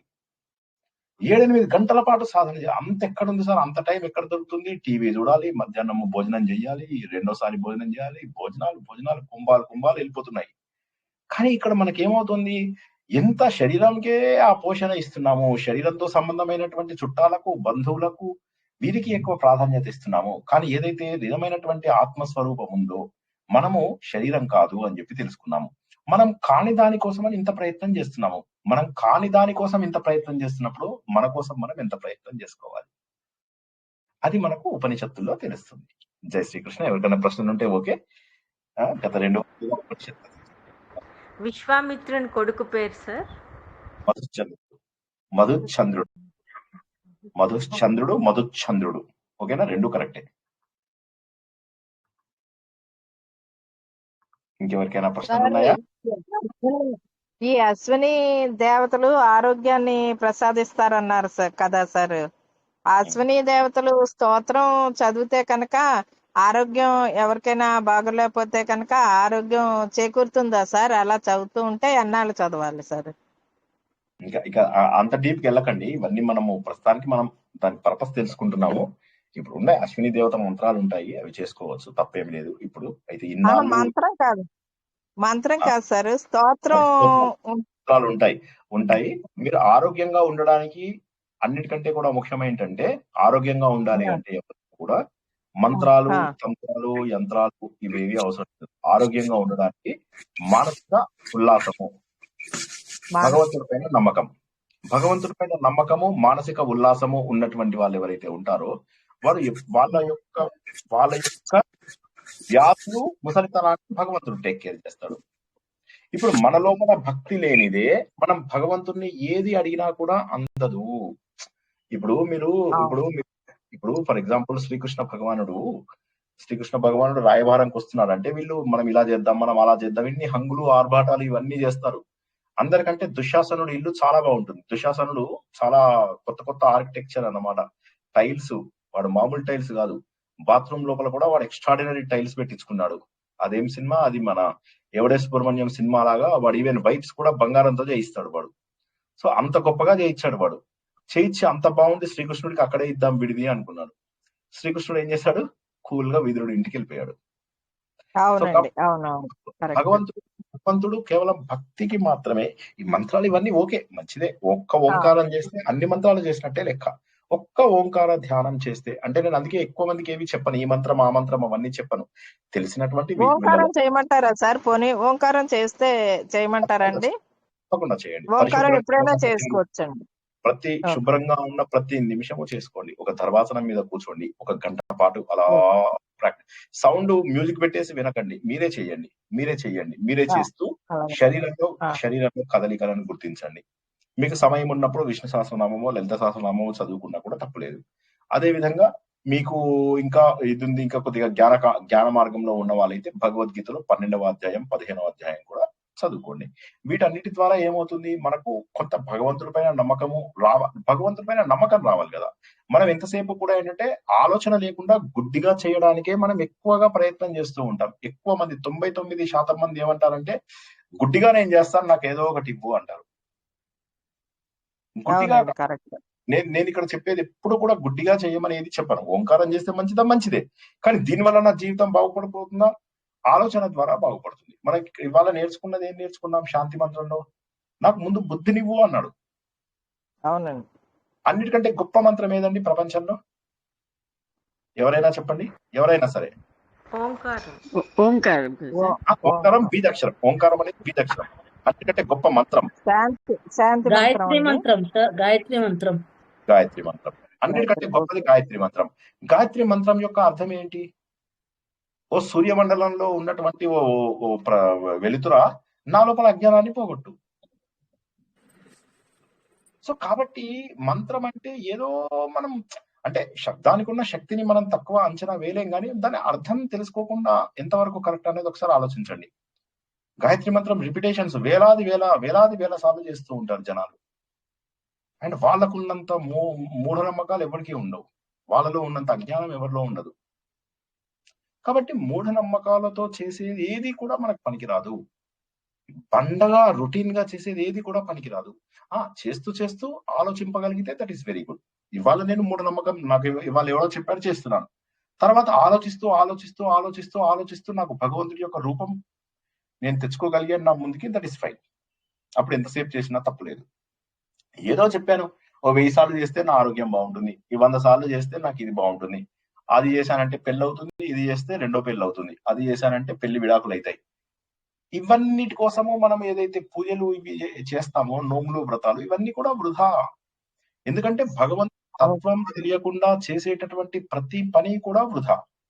భగవంతుడి తత్వం తెలిసిన తర్వాత మీరు చేసే ప్రతి పని పూజనే. సారీ, ఈ లైన్ అర్థం కాని వాళ్ళు ఒకసారి జాగ్రత్తగా వినండి. భగవంతుడి తత్వం తెలియకుండా ఏమి చేసినా వృధా. భగవంతుడి తత్వం తెలిసిన తర్వాత మీరు ఏమి చేసినా అది మీ పూజలో భాగం అవుతుంది.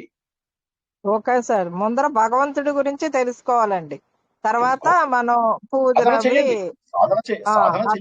సాధన చెయ్యాలి. ఇప్పుడు భగవంతుడి గురించి తెలుసుకోవాలి అంటే తెలుసుకుందాం. కానీ నేనేమంటున్నానంటే, అంటే అలా అని చెప్పి సాధన వదిలేయమని కాదు. సాధన వదిలేయకుండా సాధనతో పాటు మీకు కాదండి, నేను అందరికీ చెప్తున్నాను. మీరు మళ్ళా దాన్ని పర్సనల్ గా తీసుకోకండి. అందరికీ చెప్తున్నాను. ఇప్పటిదాకా చెప్పింది కూడా ఏది ఎవరికి ఒకరి కోసం కాదు, అందరికీ కూడా అర్థం కావాలని చెప్పేసి చెబుతున్నాను. ఏంటంటే మూఢనమ్మకము కంటే కూడా ఆలోచన ద్వారా వచ్చేది. ఇంత కష్టపడి ఇవాళ మనం నేర్చుకున్న శాంతి మంత్రంలో ఏం చెప్పాం? నా శరీరం బాగుంది, నా నోరు బాగుంది, నా చెవులు బాగున్నాయి. ముందు ఇవి మంచి మాటలు వింటారు. విన్న తర్వాత నాకు బుద్ధినివ్వు. గాయత్రి మంత్రంలో అదిగా ప్రచోదయాత్. Can you activate it please? దాన్ని యాక్టివేట్ చెయ్యి ఓ భగవంతుడా, దాన్ని యాక్టివేట్ చెయ్యి.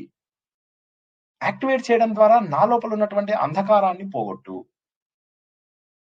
అన్నిటికంటే గొప్ప మంత్రం కదా ఇదైతే. ఎవడు కాదనలేడు. గాయత్రి కంటే గొప్ప మంత్రం ఉంది అని చెప్పేవాడు అనట్లేడు కదా.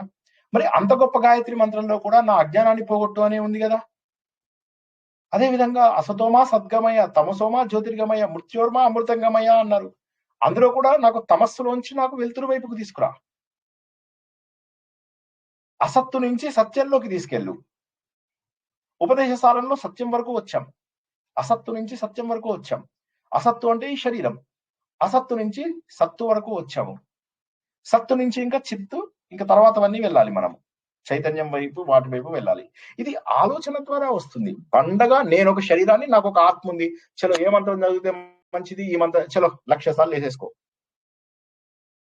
ఒక్కసారైనా అర్థం కావాలి. మనకు ఒకడు ఎవడో పాపాత్ముడు ఇస్తాడు, ఈ మంత్రం చేసుకో అని ఇస్తాడు. అది 1,00,000 సార్లు చేసుకుంటాం.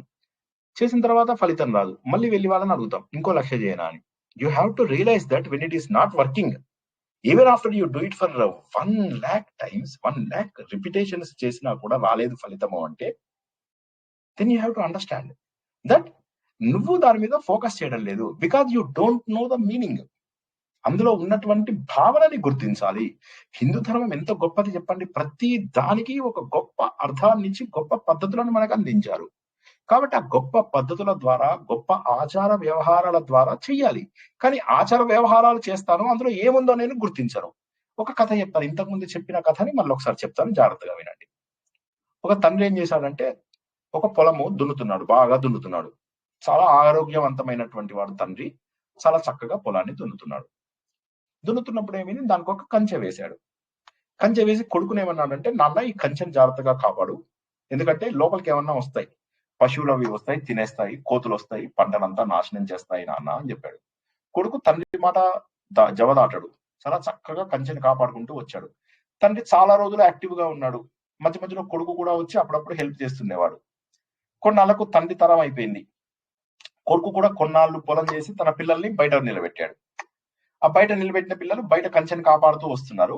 ఈయన ఏం చేశాడు, తన తండ్రి 50% తనని ఇన్వాల్వ్ చేస్తే ఈయన 20% ఇన్వాల్వ్ చేశాడు పిల్లల్ని. సో పిల్లలకు పొలం దున్నాలి అనేది 20% తెలుసు. తర్వాత ఏమైంది, వాళ్ళ పిల్లలు వచ్చేసరికి ఏమైందంటే కంచెను కాపాడుకుంటూ వస్తున్నారు. లోపలికి వచ్చి ఈ పొలాన్ని దున్నాలి అన్న సంగతి మర్చిపోయారు. వాళ్ళు కంచెను కాపాడుతున్నారు, అందరూ కంచెను కాపాడుతున్నారు. అలాగా 100 generations అయిపోయింది. 100 generations లో నేనున్నాను. నేనేమంటానంటే, ఒక కంచె చేస్తాను, ఒక దోతి కట్టుకుంటాను, బిగదిస్తాను, ఇక్కడ ఒక పిలక పెడతాను, ఇలా చదువుతారు అని చెప్పేసి ఇలా చేతులు ఇలా ఊపుకుంటూ అందరూ చూస్తూ ఉంటారు. అమ్మ బాబోయ్, నాకు ఎన్ని మంత్రాలు వచ్చురా. వాడు రుద్రం చదువుతాడు, నమ్మక చమక, నాకు వచ్చి రుద్రం వచ్చు, నమ్మక చమకం వచ్చు, నేను గొప్ప అని అయిపోయా. అమాయక అజ్ఞాని మూఢుడా, అవి వస్తే గొప్ప కాదు. అందులో ఉన్న తత్వాన్ని గుర్తించు. నేనేమి లేను, అంతా కూడా శివమే అని చెప్పి చేసేది నమ్మకము చమకము. భగవంతుడి యొక్క స్వరూపాన్ని గుర్తిస్తున్నావు నువ్వు, అక్కడ రూపంతో చేయడం లేదు. నేను భగవంతుడి యొక్క స్వరూపాన్ని, భగవంతుడి యొక్క లక్షణాన్ని నా లోపల నింపుకుంటున్నాను అనేటటువంటి భావనతో చెయ్యాలి. అక్కడ భావన లేని పూజలు ఎందుకు?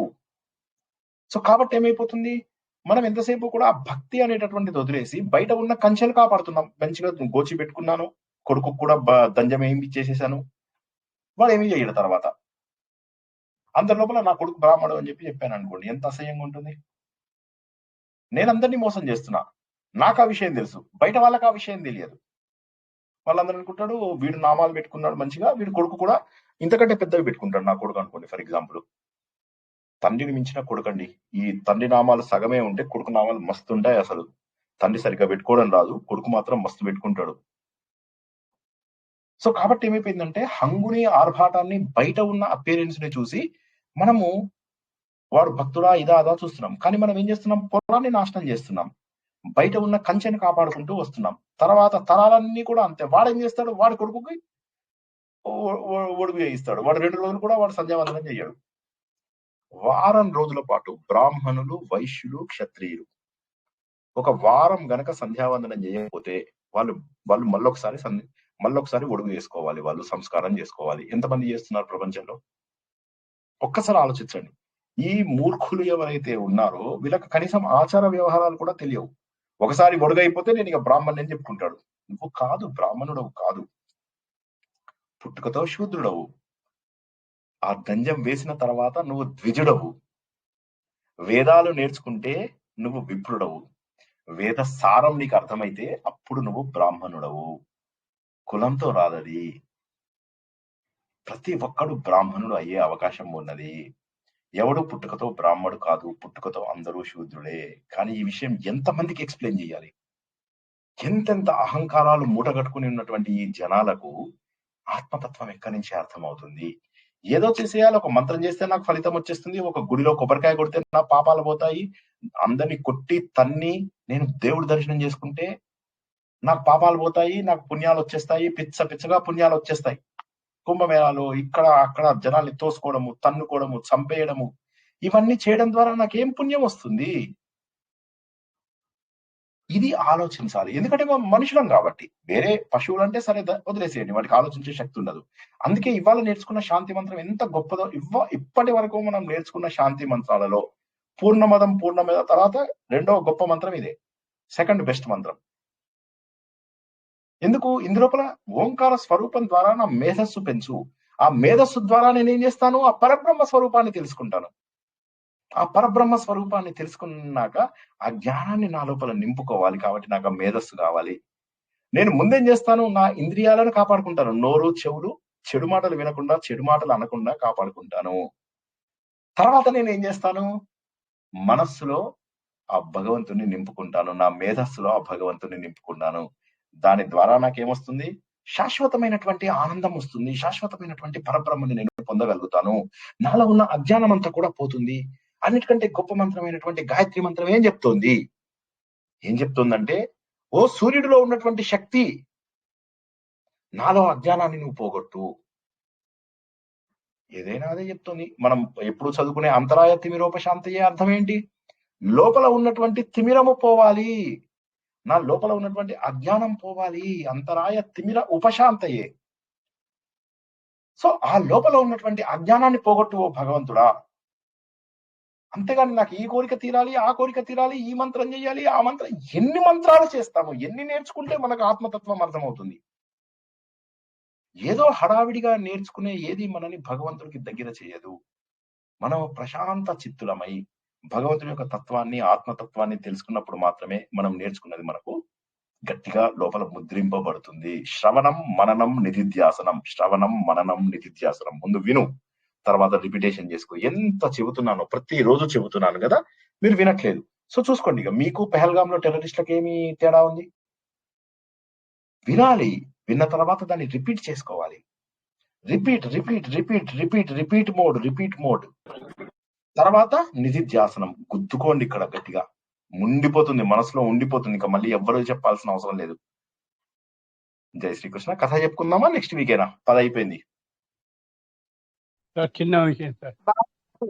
చాలా బాగా సార్. చెప్పారండి. ఇప్పుడు చిన్న విషయం సార్. అర్థమైందండి నాకు.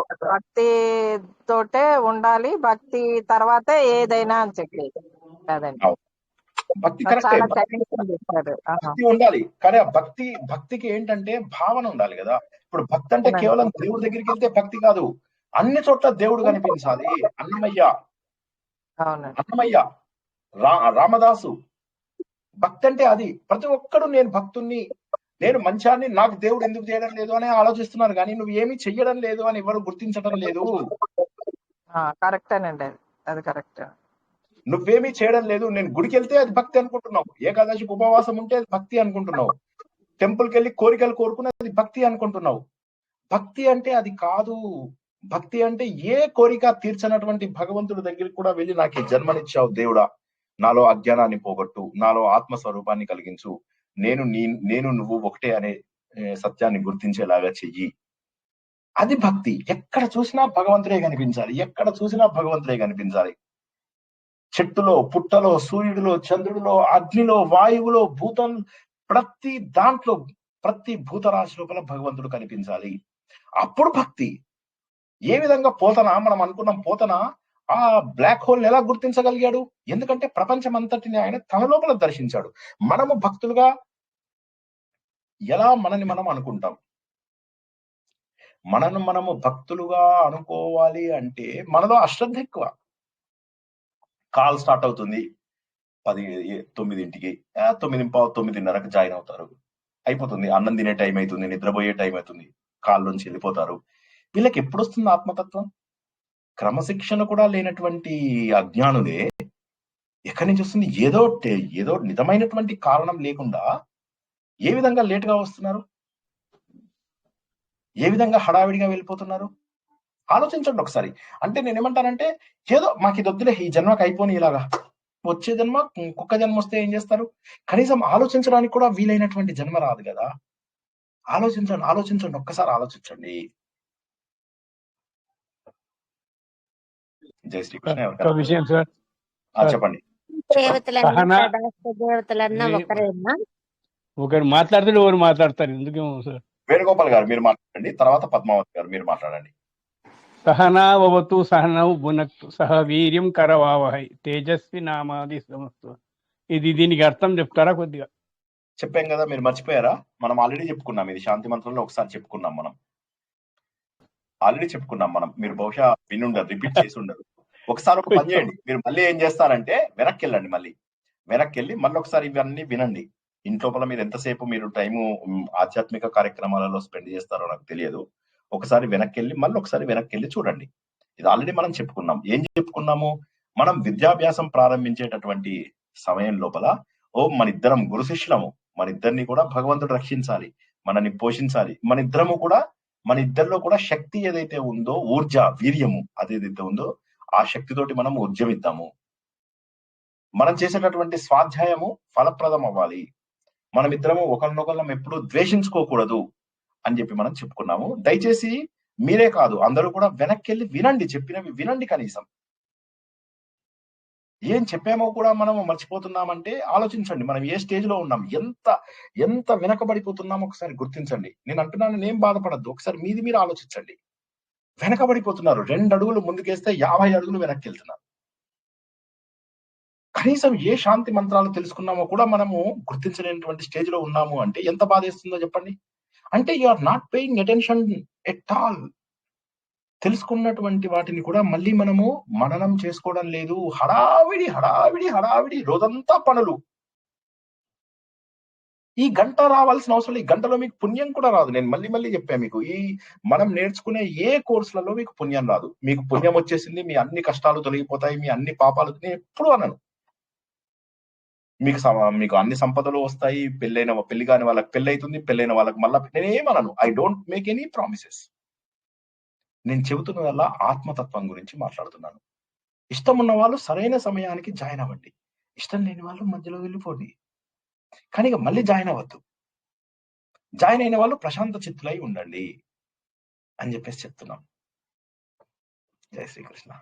ఇంకెవరికైనా ఏమన్నా ప్రశ్న? మేడం ఇందాకే మేడం అడగండి. మేడం, దేవతలన్నా తదాస్తు దేవతలన్నా ఒక్కరేనా? కాదండి, అశ్విని దేవతలు వాళ్ళు తదాస్తు దేవతలను ఎవరు ఉండరు. అశ్విని దేవతలు, ఆరోగ్యం ఇచ్చేవాళ్ళు అశ్విని దేవతలు. తదాస్తు దేవతలు ఊరికే వాళ్ళకు తథాస్తు అని భయపెట్టడానికి, అలాగే జరుగుగాక అని అనేవాళ్ళు ఉంటారు అని అంటారు. కానీ వాళ్ళు మన దేవతల గ్రూప్ లో ఎక్కడా ఉండరు. ఊరికే అలా మనకంట అంటే మనం భయపడతామని చెప్పేసి అంటారు. శ్రీకృష్ణ. మీకు ఎవరు చెప్పారు తదాస్తు దేవతలు ఆరోగ్యం ఇస్తారని? ఎవరు చెప్పారు? కాదండి, అదే తెల్లవారుజామున మనం సంజయ్ వెళ్ళప్పుడు అశుభాలు పలకొద్దు, తదాస్తు దేవతలు ఉంటారు, అశ్విని దేవతలు తిరుగుతూ ఉంటారు అని మా అమ్మమ్మ గారు చెప్తూ ఉండేది. అందుకొని ఎలాంటి చెడ్డ మాటలు మాట్లాడకూడదు ఆ టైం అప్పుడు అవును, ఆ టైం ఇప్పుడు కాదు, ఏ టైంలోనూ కూడా ఇవాళ మనం నేర్చుకున్న అసలు శాంతి ఎప్పుడు మంత్రంలో ఏం తెలుసు? అసలు ఎప్పుడు మాట్లాడకూడదు, మాట్లాడకూడదు. ఎప్పుడు వినకూడదు, అటువంటి మాటలు అటువంటి మాటలు వినకూడదు మనం. అవునవును. మరి అది మరి కానీ తదాస్తు దేవతలు ముఖ్యంగా అశ్విని దేవతలు వేరు వేరు, ఆ వ్యక్తి తెలియదు. పోన్లేండి, నో ప్రాబ్లం. జై శ్రీకృష్ణ. ఓకే, జై శ్రీకృష్ణ. జై శ్రీకృష్ణ సార్. శ్రీకృష్ణ సార్ అంతరాయ తిమిరోప శాంతయ్య అన్నారు కదా, సో ఇంతకుముందు నాకు అర్థం కాలేదు. అంతరాయ అంటే అంటే లోపల ఉన్నటువంటి తిమిరాన్ని ఉపశాంతి చేసేటువంటి అని చెప్పారు. కరెక్ట్. అప్పుడు మనం ప్రశాంతమైన చిత్తులమై ఉంటాము. అందుకోసం ఎవరిని పూజిస్తున్నాము? తం నరం వపుషి అంటే మనిషి రూపంలో ఉన్నాడు. కుంజరం ముఖే, కుంజరం అంటే ఏనుగు లాంటి ముఖం ఉన్నటువంటి ఆయనని నేను ప్రార్థిస్తున్నాను. అంటే ఇక్కడ విఘ్నేశ్వరుని ఎందుకు ప్రార్థిస్తున్నాను అంటే నాకు ప్రశాంతత కావాలి. ఈ ప్రశాంతత ఎక్కడి నుంచి వస్తుంది? నాకు నా లోపల ఉన్న అజ్ఞానాన్ని పోగొట్టుకున్నప్పుడు మాత్రమే నాకు వస్తుంది. జై శ్రీకృష్ణ. నెక్స్ట్.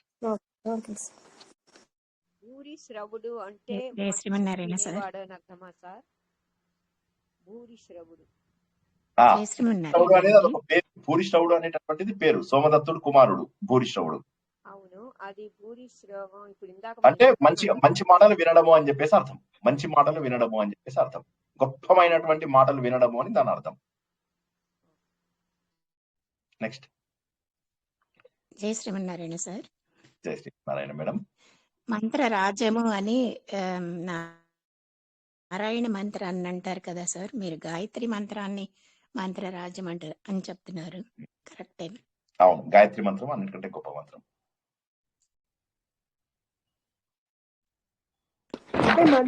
రాజు అని అర్థమా సార్? అన్నిటికంటే గొప్పది గాయత్రి మంత్రము. అయితే ఇప్పుడు ఏమవుతుంది? ఇప్పుడు మీరు నారాయణకు సమానమైనటువంటి దేవుడు లేడు అని చెప్పారు, శివుడికి సమానమైనటువంటి దేవుడు లేడు అని ఇంకొకళ్ళు అంటారు, గణేష్ కి సమానమైన దేవుడు లేడు అంటారు. ఎందుకంటే ఏది మనం చదువుతున్నామో దానికి సంబంధించినటువంటి మంత్రముని మనము ఇది గొప్పది అనుకోవడంలో లేదు. అయితే దేవుడికి రూపం ఎక్కడిది? దేవుడికి రూపం ఎక్కడి నుంచి తీసుకొచ్చారు మీరు? వేదాల్లో ఎక్కడుంది? సో వేదాల్లో లేదు. తర్వాత పురాణాల రూపంలో మన కన్వీనియన్స్ కోసం అని చెప్పేసి వేదవ్యాసుడు భగవంతుడు అవతారాలను మనకు అందించాడు.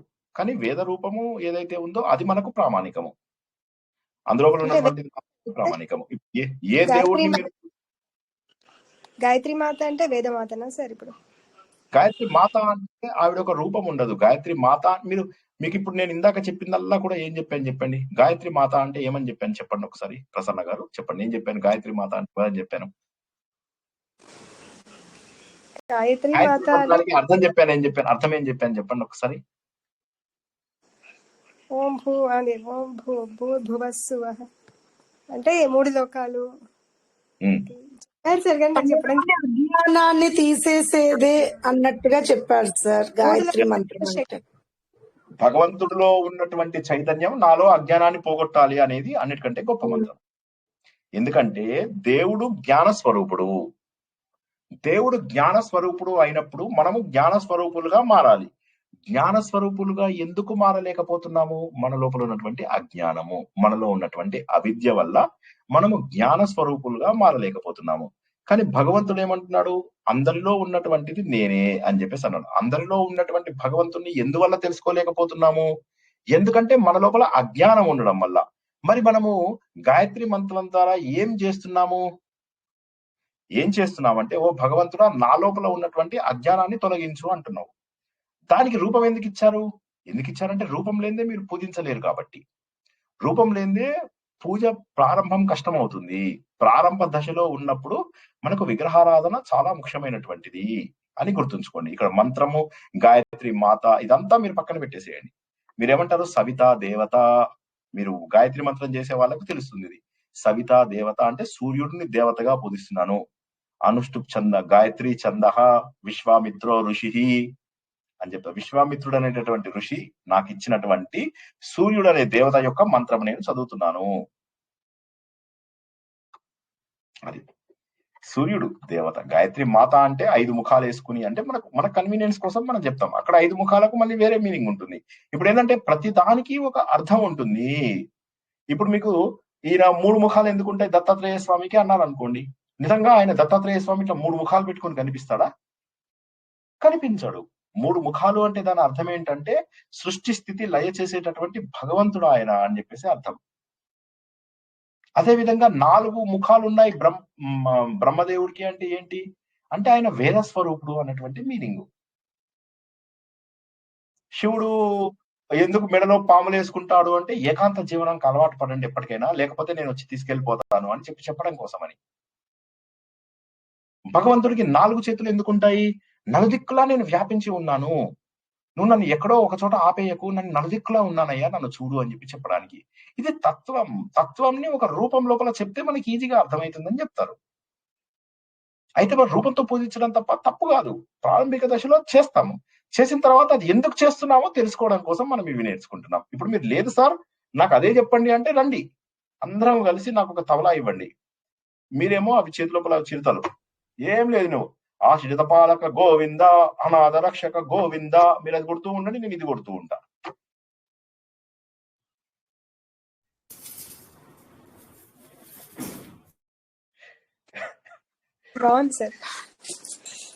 భగవంతుడు అనేది ఒక తత్వము, భగవంతుడు అనేది ఒక ఆలోచన, భగవంతుడు అనేటటువంటిది ఒక సత్యము, భగవంతుడు అనేటటువంటిది మనలో ఉన్న చైతన్యము. నేను మాట్లాడుతున్న నోరు భగవంతుడు, నా చూస్తున్నటువంటి కళ్ళు భగవంతుడు.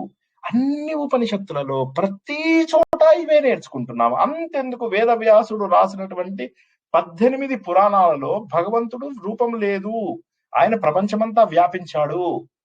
భాగవతంలో 3000 శ్లోకాలు కథల గురించి చెప్తే 15,000 శ్లోకాలు తత్వం గురించి చెప్తాయి. 3000 శ్లోకాల కథలని జనాలు ప్రవచనకర్తలందరూ చెబుతూ ఉంటారు, కానీ 15,000 శ్లోకాలలో ఉన్నటువంటి అర్థాన్ని ఎవడన్నా చెప్తాడా? ఎవడు చెప్పడు. ఎందుకంటే 3000 శ్లోకాలలో ఏనుగునే కాపాడినటువంటి దేవుడు నన్ను ఎందుకు కాపాడు? ఇటువంటి ఆలోచనలలో ఉన్నంత వరకు కూడా మనకు అది ఇంకా, అందుకోసమే భాగవతం అక్కడ ఆగిపోయింది. కానీ భాగవతం ఒక అమోఘమైనటువంటి గ్రంథం. భాగవతం అనేది ఒక తత్వము. భాగవతం అనేటటువంటిది ఒక తత్వము. ఆ తత్వంలో ఏం తెలుసుకుంటాం మనము? పరబ్రహ్మ స్వరూపం అన్ని చోట్ల వ్యాపించి ఉంది, భగవంతుడు అన్ని చోట్ల ఉన్నాడు, చెట్టులో పుట్టలో ప్రతి చోట ఉన్నాడు. ప్రహ్లాదుని అడుగుతారు, నువ్వు ఇంత జ్ఞానం నీకు ఎలా వచ్చింది? ఏమిటి జ్ఞాన మార్గంలో ఎలా ఉన్నావు? అన్ని చోట్ల నారాయణుడే వ్యాపించి ఉన్నాడు అని ఎలా చెప్పగలుగుతున్నావు? నా తల్లి కడుపులో ఉండగా నారదుడు చెప్పాడు, భగవంతుడు సర్వాంతర్యామి, సర్వవ్యాపకుడు, ఆయన నిర్వికారుడు, నిర్మలుడు. మరి అటువంటి భగవంతుడు ఆయన అని చెప్పి తెలుసుకున్నది జ్ఞానము. కాబట్టి పురాణాలలో చెప్పింది కూడా జ్ఞానమే, కాకపోతే మనకు రూపం చెప్పడం ద్వారా కొంత సులభం చేయడం. దీనికి మనం కథ కూడా తెలుసుకున్నాం ఎన్నోసార్లు. మళ్ళీ మళ్ళీ ఒకసారి మీరు వెనక్కి వెళ్ళిపోయారంటే మళ్ళీ వెనక్కి వెళ్ళిపోతుంటారు. గుర్తుంచుకోండి, విగ్రహారాధనగా ప్రారంభిస్తాం మనం. మెల్లమెల్లగా విగ్రహానికి వెనకాల ఉన్న రీజన్ ఏంటో గుర్తించండి. విగ్రహారాధన ఆపమని నేను చెప్పను, కానీ విగ్రహారాధన చేస్తూ ఆ విగ్రహం ఎందుకు ఆరాధిస్తున్నారో గుర్తించండి. శ్రీకృష్ణుడు మురళి ఎందుకు వాయిస్తాడండి? పని లేదా ఆయనకి? చెప్పండి ఎవరైనా. హలో, నిద్రపోయిన వాళ్ళు ఒక్కసారి లేవండి, చెప్తా నేను తర్వాత. నిద్ర లేవండి ఒకసారి. లేదు సార్, ఎందుకు వాయిస్తాడు మురళి? మీకు తెలియదు, మిగతా వాళ్ళకి జ్ఞానం అనే దీనికి తీసుకువెళ్ళడానికి చేస్తారు. ఓకే, ఇంకెవరైనా జవాబు చెప్పండి. అందరినీ తన వైపు ఆకర్షించటానికి మురళిని వాయిస్తాడు కదా. ఓకే, మొన్న చెప్పారు సార్, మొన్న చెప్పారు సార్, ఆ చివరి వచ్చి మన సహస్రారం చేరడానికి చివరి రంధ్రానికి వచ్చేటప్పటికి మిగతా వచ్చి మనము మన ఇదేంటి చెప్పారు కదండి, సహస్రారం చేరడానికండి చివరికి. షట్చక్రాలు ఏవైతే ఉన్నాయో షట్చక్రాల యొక్క రూపము ఇవి 6. పైన ఉన్నటువంటిది సహస్రారము. అది ఊదితే ఇది నడుస్తుంది, లేకపోతే నడవదు ఏది కూడా. అందుకోసం మురళి పెట్టారు ఆయనకి, బాబు నీ శరీరంలోనే నేను కుండలిని రూపంలో ఉన్నాను. ఇది తత్వము, ఇది తత్వము. తత్వాన్ని గుర్తించండి, తత్వాన్ని గుర్తించండి. అది నేను చెప్తున్నది. మాట మాటకి తత్వం గుర్తించకపోతే భగవంతుడు దొరకడు. భగవంతుని ఒక రూపంలో పెట్టేసేసి ఆ రూపాన్ని పూజిస్తూ కోరికలు కోరుకుంటూ జీవితాన్ని పాడు చేసుకుందామా? లేకపోతే భగవంతుడు వెనక ఉన్న తత్వాన్ని గుర్తిస్తూ రూపాన్ని చూడండి, ప్రేమించండి. ఇప్పుడు నేను కూడా రూపాన్ని, నేను కృష్ణుణ్ణి పూర్తి స్థాయి దేవుడిగా పూజిస్తాను, రాముణ్ణి పూర్తి స్థాయి దేవుడిగా పూజిస్తాను, హనుమంతుని పూర్తి స్థాయి దేవుడిగా పూజిస్తాను, శివుణ్ణి పూర్తి స్థాయి దేవుడిగా పూజిస్తాను, గణపతిని పూర్తి స్థాయి దేవుడిగా పూజిస్తాను. అయితే దేవుడు అదే రూపంలో ఉంటాడు అన్నాను నేను, మన అందరి రూపంలో ఉన్నాడు. చెట్టు, చేమ, సూర్యుడు, చంద్రుడు, ప్రతి చోట కూడా భగవంతుడు ఉన్నాడు అని చెప్పి ఖచ్చితంగా నమ్ముతాను. నా కళ్ళు చూస్తున్నాయంటే దాని శక్తి దేవుడు అని నేను నమ్ముతాను. ఆ నమ్మకం ఉండాలి, ఆ నమ్మకం ఉండాలి. దేవుడు ఎక్కడో బయట ఉన్నాడు, నేను కోరికలు కోరితే ఆయన తీరుస్తాడు. ఇంతే జనాల హిందువులు అందరిలో ఇదే ఇక్కడ ఆగిపోతున్నారు. అది వద్దనే మనం వేదసారం నేర్చుకుంటున్నాము. జయశ్రీ సార్, నాకు ఒకటి అడగాలనుంది. నాకు ఇప్పుడు అర్థమైంది అంటే, ఇప్పుడు ఇంకా ఆరోగ్యం గురించి కోరుకోవడం ఇవన్నీ కూడా వేస్ట్. ఇంకా మనం భగవంతుడి తత్వం తెలుసుకుంటున్నాము, ఇన్ని నేర్చుకుంటున్నాము, ప్రతిరోజు ఒక ఇన్ని గంటలు కూర్చుంటున్నాము. ఇది కూడా ఒక రకమైన పూజనే, ఇది కూడా ఒక రకమైన సాధననే. ఏదో నారాయణీయం నేర్చుకుంటున్నాము, ఇన్ని ప్రతిదీ నేర్చుకుంటున్నాం కదా. ఇంకా సపరేట్ గా కూర్చొని ఆరోగ్యం కోసం ఒక శ్లోకం 100 సార్లు 108 సార్లు చదవాల్సిన పని లేదు. ఇదంతా కూడా మనం తెలియకుండా భక్తి సాధన చేస్తున్నాము. ఇంకా సపరేట్ గా మనం కోరుకోవద్దు మన పిల్లల పెళ్లిళ్ళు కావాలని, లేకపోతే మా ఆయనకి ప్రమోషన్ రావాలని. అన్ని మన ప్రారంభ కర్మలని సార్ చెప్పారు కదా, అది జరిగేది జరగనివ్వండి, మనం చేసేది మనం చేద్దాము. ఆరోగ్యం కోసం డాక్టర్ దగ్గర మెడిసిన్స్ తీసుకుందాము, ఎక్సర్సైజ్, యోగా చేసుకుందాము, ఇవన్నీ చేద్దాము. అది తగ్గేటప్పుడు తగ్గుతుంది. దాని గురించి అంత స్ట్రెస్ పెట్టుకొని దానికోసం ఒక శ్లోకం చదవడము అవన్నీ అవసరం లేదు అనిపిస్తుంది. అవసరం లేదు. ఎందుకంటే ఇప్పుడు ఏదైతే అన్నిటికంటే కూడా గొప్పది ఏదేది ఆలోచన. ఆలోచన ద్వారానే మనం దేవుడికి దగ్గర అవుతాం. ఇప్పుడు హరిత చెప్పినట్టుగా ఈ 1 అవర్ 1.5 అవర్ లో చేసేది మీరు రోజు మొత్తం 23.5 గంటలు 22 గంటలలో చేసినటువంటి వాటన్నిటినీ ఇది కొట్టేస్తుంది. ఇది ఎందుకంటే ఆలోచన ఉండాలి ముందు. ఆలోచన ఎంతసేపు కూడా నేను ఇవాళ దేవుడి గురించి తెలుసుకున్నాను, దేవుడికి ఒక నైవేద్యం పెడతాను, కొబ్బరి ముక్క పెడతాను, ఓ బెల్లం ముక్క పెడతాను, ఆ బెల్లాన్ని నేనే తింటాను. మళ్ళా దేవుడు తింటాడు ఆ బెల్లము, మళ్ళా బెల్లం ముక్క నేనే తింటా. ఈ మూఢనమ్మకాల నుంచి బయటకు వచ్చి ఆలోచన ద్వారా భగవంతుడు ఇంత గొప్ప సృష్టిని ఇచ్చాడు అని ఆయన మీద ప్రేమను పెంచుకోండి. ఆలోచన ద్వారా ప్రేమను పెంచుకోండి. మీరు అటెండ్ అవుతున్న ప్రతి క్లాసు కూడా భగవంతుడి యొక్క రూపాన్ని తెలుసుకోవడానికి. నారాయణీయంలో ఎంత రూపం ఉంది, మొన్న తెలుసుకున్నారు, ఎంత బాగా తెలుసుకున్నారు నారాయణీయంలో భగవంతుడి రూపాన్ని. అండ్ ఇంకా చెప్తున్నాను, నారాయణీయంలో యాజ్ వి గో, భాగవతం ఇందాక చెప్పినట్టుగా భాగవతం నారాయణీయం ఒకటే కదా, అందులో వెళ్తూ ఉంటే గ్రాడ్యువల్ గా యూ విల్ బి షాక్డ్. కాబట్టి కోరికల ద్వారా భగవంతుడికి దగ్గరవా మనం. ప్రారంభవశాత్తు జరిగేవన్నీ జరుగుతూ ఉంటాయి. కాబట్టి కోరికలు కాకుండా మనం ఏంటంటే సాధన చెయ్యాలి. ఆ సాధన ద్వారా మనం భగవంతుడిని తెలుసుకుంటాం, భగవంతుడిని మన లోపల నిలుపుకుంటాం. ఏ కోరిక లేకుండా కూడా మానసిక శారీరక ఆరోగ్యాలని మనం సాధించగలుగుతాము. జై శ్రీకృష్ణ. నెక్స్ట్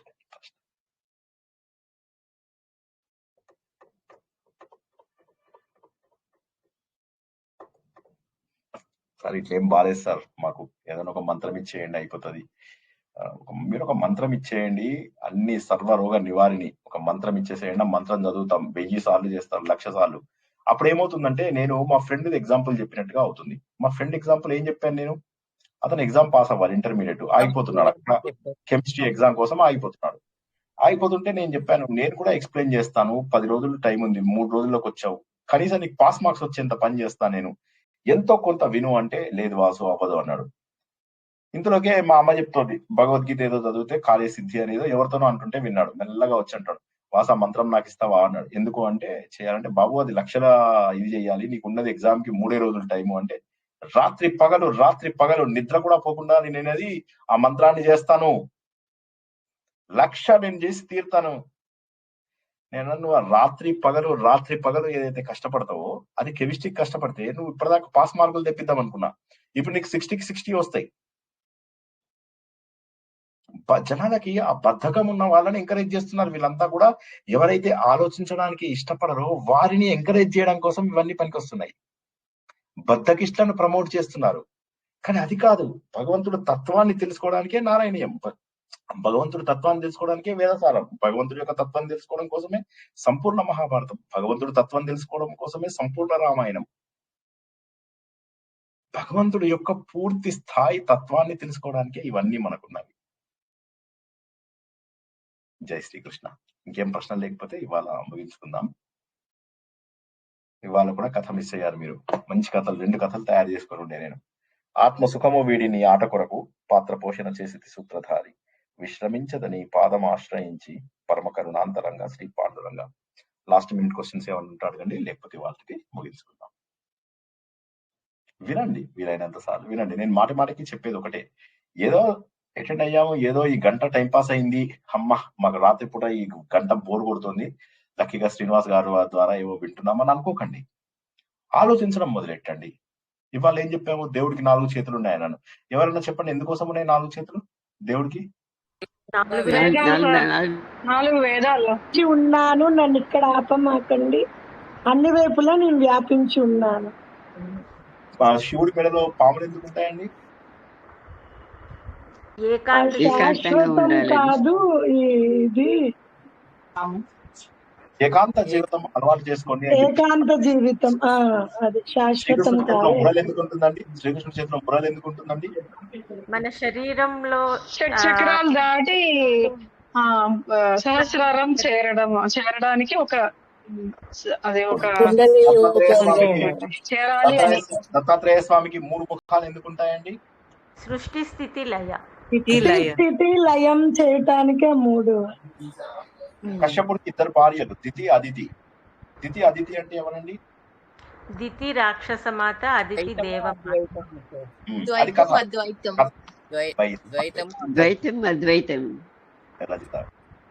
అందరూ ఇలాగా అర్థం చేసుకుని మనం ఏంటంటే మనకు కథలే తెలుసుకోండి, కథ కనుక తెలుసుకుంటే మీరు బాధ వేసిందంటే రామాయణము అత్యంత ఉన్నతమైనటువంటిది, మహాభారతం అత్యంత ఉన్నత, వేద సమానం అవి. మహాభారతం అయితే వేదం కంటే కూడా గొప్పది. ఆ తర్వాత భాగవతం, ఈ 3 కదా అన్నిటికంటే గొప్పవని ఎన్నో సార్లు తెలుసుకున్నాం మనం. కానీ వాటి లోపల కథల దగ్గర ఆగిపోతున్నారు. సార్ చెట్టుసాటి నుంచి రాముడు ఎందుకు కొట్టాలి, ఇక్కడ ఆగిపోతున్నాం. ఎవడో వచ్చి నాకు మెసేజ్ పెడతారు, సార్ మా కూతురి క్వశ్చన్ అడిగింది, నేను ఏం చేయాలి, ఇలా ఉంది. ఎంతసేపు దేవుళ్ళని ఎలా విమర్శిద్దాము, మన గ్రంథాలలో తప్పులు ఎక్కడ వెతుకుదాం, ఇవేనా తత్వం అర్థం చేసుకోమా? అది అర్థం చేసుకుందాం. ఇంత ఆనందం అనిపిస్తుంది, నన్ను నమ్మండి, నేను మనస్ఫూర్తిగా చెప్తున్నాను. నాకు ఎవరి నుంచి ఏ లాభం లేదని మీ అందరికీ తెలుసు. ఒక్కసారి చూడండి వీడియోలు, అయిపోయిన తర్వాత చూడండి, వీలైనన్ని సార్లు రోజు రిపీట్ మోడ్ లో పెట్టుకుంటూ వింటూ ఉండండి. తత్వ విధానంద గారివి నేను అలాగే వింటూ ఉంటాను, నడుస్తూ ఉంటాయి. రోజు మొత్తంలో నా ఒక్కడికే 24 గంటలు ఉన్నాయా? మీ అందరికి 24 గంటలు లేవా? ఆలోచించండి ఒక్కసారి. ఆలోచిస్తే మీకు వచ్చే ఆనందం అమోఘము. ఆ ఆత్మ ఆనందం లోపల మీరు బయట ప్రపంచాన్ని మర్చిపోతారు. ఇంతవరకు నాకు ఏవైతే బంధాలు నన్ను బంధించి ఉన్నాయో వాటన్నింటికీ కూడా అతీతమైనటువంటి స్థితికి చేరుకుంటారు. మీకు అప్పుడు సమయం అనేది పట్టించుకోరు, ఏమీ పట్టించుకోరు. రేపు పొద్దున తెల్లారితే నేను 6:30-7 ఆఫీస్కి వెళ్ళిపోతున్నా. ఇప్పుడు ఇంతకు ముందు లేట్కి వెళ్ళేవాడిని, ఇప్పుడు కాలు ఎవడన్నా తొక్కుతాననే భయంతో ఎర్లీకి వెళ్ళిపోతున్నాను. సో మరి నాకు మీ అందరికంటే ఎక్కువ అవసరం నిద్ర. సో కానీ నేను అదే అంటున్నాను, అంటే ఆ శ్రద్ధ ఉంటే నాకు చెప్పడంలో నేను ఏదైతే ఆనందాన్ని పొందుతున్నానో వినడంలో మీకు ఆ ఆనందం రావాలి. శంభాజీ మహారాజుని అక్కడ కొడుతున్నాడు ఆయన, ఔరంగజేబు సచ్చేటుగా కొడుతున్నాడు, కళ్ళు పీకేశాడు, గోర్లు పీకాడు. నాకు ఒక గోరు పీకినందుకు 2 వారాలుగా ఒకటే గోల చేస్తున్నా. నా గోరు పీకారు ముర్రో, నా గోరు పీకేశారు ముర్రో అని గోల చేస్తున్నా. ఆయనకు ప్రతి అవయవానికి గోలు పీకారు, చర్మాన్ని ఒలిచేశారు, రక్తం తీశారు. మనం ఏం చేస్తున్నాం? పాప్కారం తింటున్నాం. అది అవసరం, ఆలోచించండి ఒకసారి. అంటే నేనేమంటే మీ ఆలోచననే మీకు భగవంతుడికి దగ్గర చేస్తుంది. చూడండి, ఆ తర్వాత మీకు అనిపిస్తుంది మీలో భగవంతుడు ఉన్నాడని మీకు అనిపిస్తుంది. ఒక్కసారి ఆ దొరికిన చిన్న అమృతము మొత్తం గిన్నెలు తాగక్కర్లే, ఒక చుక్క అలవాటు అయిందంటే ఇంకా వదలరు. నన్ను నమ్మండి, బిలీవ్ మీ. ఓకేనా? ముగించుకుందామా ఈ రోజుకి?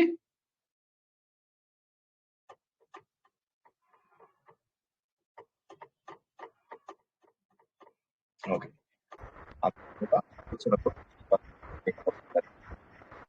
మనకు కావాల్సిన మేధస్సును ఈ రోజు మనం శాంతి మంత్రంలో నేర్చుకున్నట్టుగా ఆ మేధస్సుని మనకు అందిస్తాడని, ఆ మేధస్సు ద్వారా మనము మనలో ఉన్న అజ్ఞానాన్ని పోగొట్టుకుని అంతటా వ్యాపించి ఉన్నటువంటి ఆ పరబ్రహ్మ స్వరూపాన్ని మనం అందుకుంటామని, అందుకున్నటువంటి జ్ఞానాన్ని మళ్ళీ మన మేధస్సులోనే నింపుకోవాలని, ఈ మేధస్సు అంతా కూడా మనకు వేదాలలోంచి వచ్చిందని, అన్నిటికంటే గొప్పదైనటువంటి ఋగ్వేదం అని, అది నేర్చుకోవడానికి కొన్ని కోట్ల జన్మల అదృష్టం చేసుకున్నామని, అందులోపల 3 మండలాలలో మొదటి మండలంలోని 3వ శ్లోకంలో అశ్విని దేవతలను ప్రార్థించుకున్నామని తెలుసుకుని అందరూ కూడా ఆలోచిస్తారని, వీలైన సార్లు వింటారని ఆశిస్తూ ఈరోజు ప్రవచనాన్ని ముగించుకుందాం.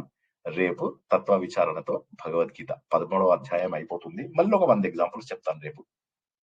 దయచేసి ఇవాల్టిది వినండి, ఇవాల్టి ప్రవచనాన్ని మళ్ళీ వినండి, గత వారం చెప్పుకున్నటువంటి 13వ అధ్యాయాన్ని మళ్ళీ మొత్తం వినండి. జై శ్రీకృష్ణ. అందరికీ కూడా జై శ్రీకృష్ణ సార్.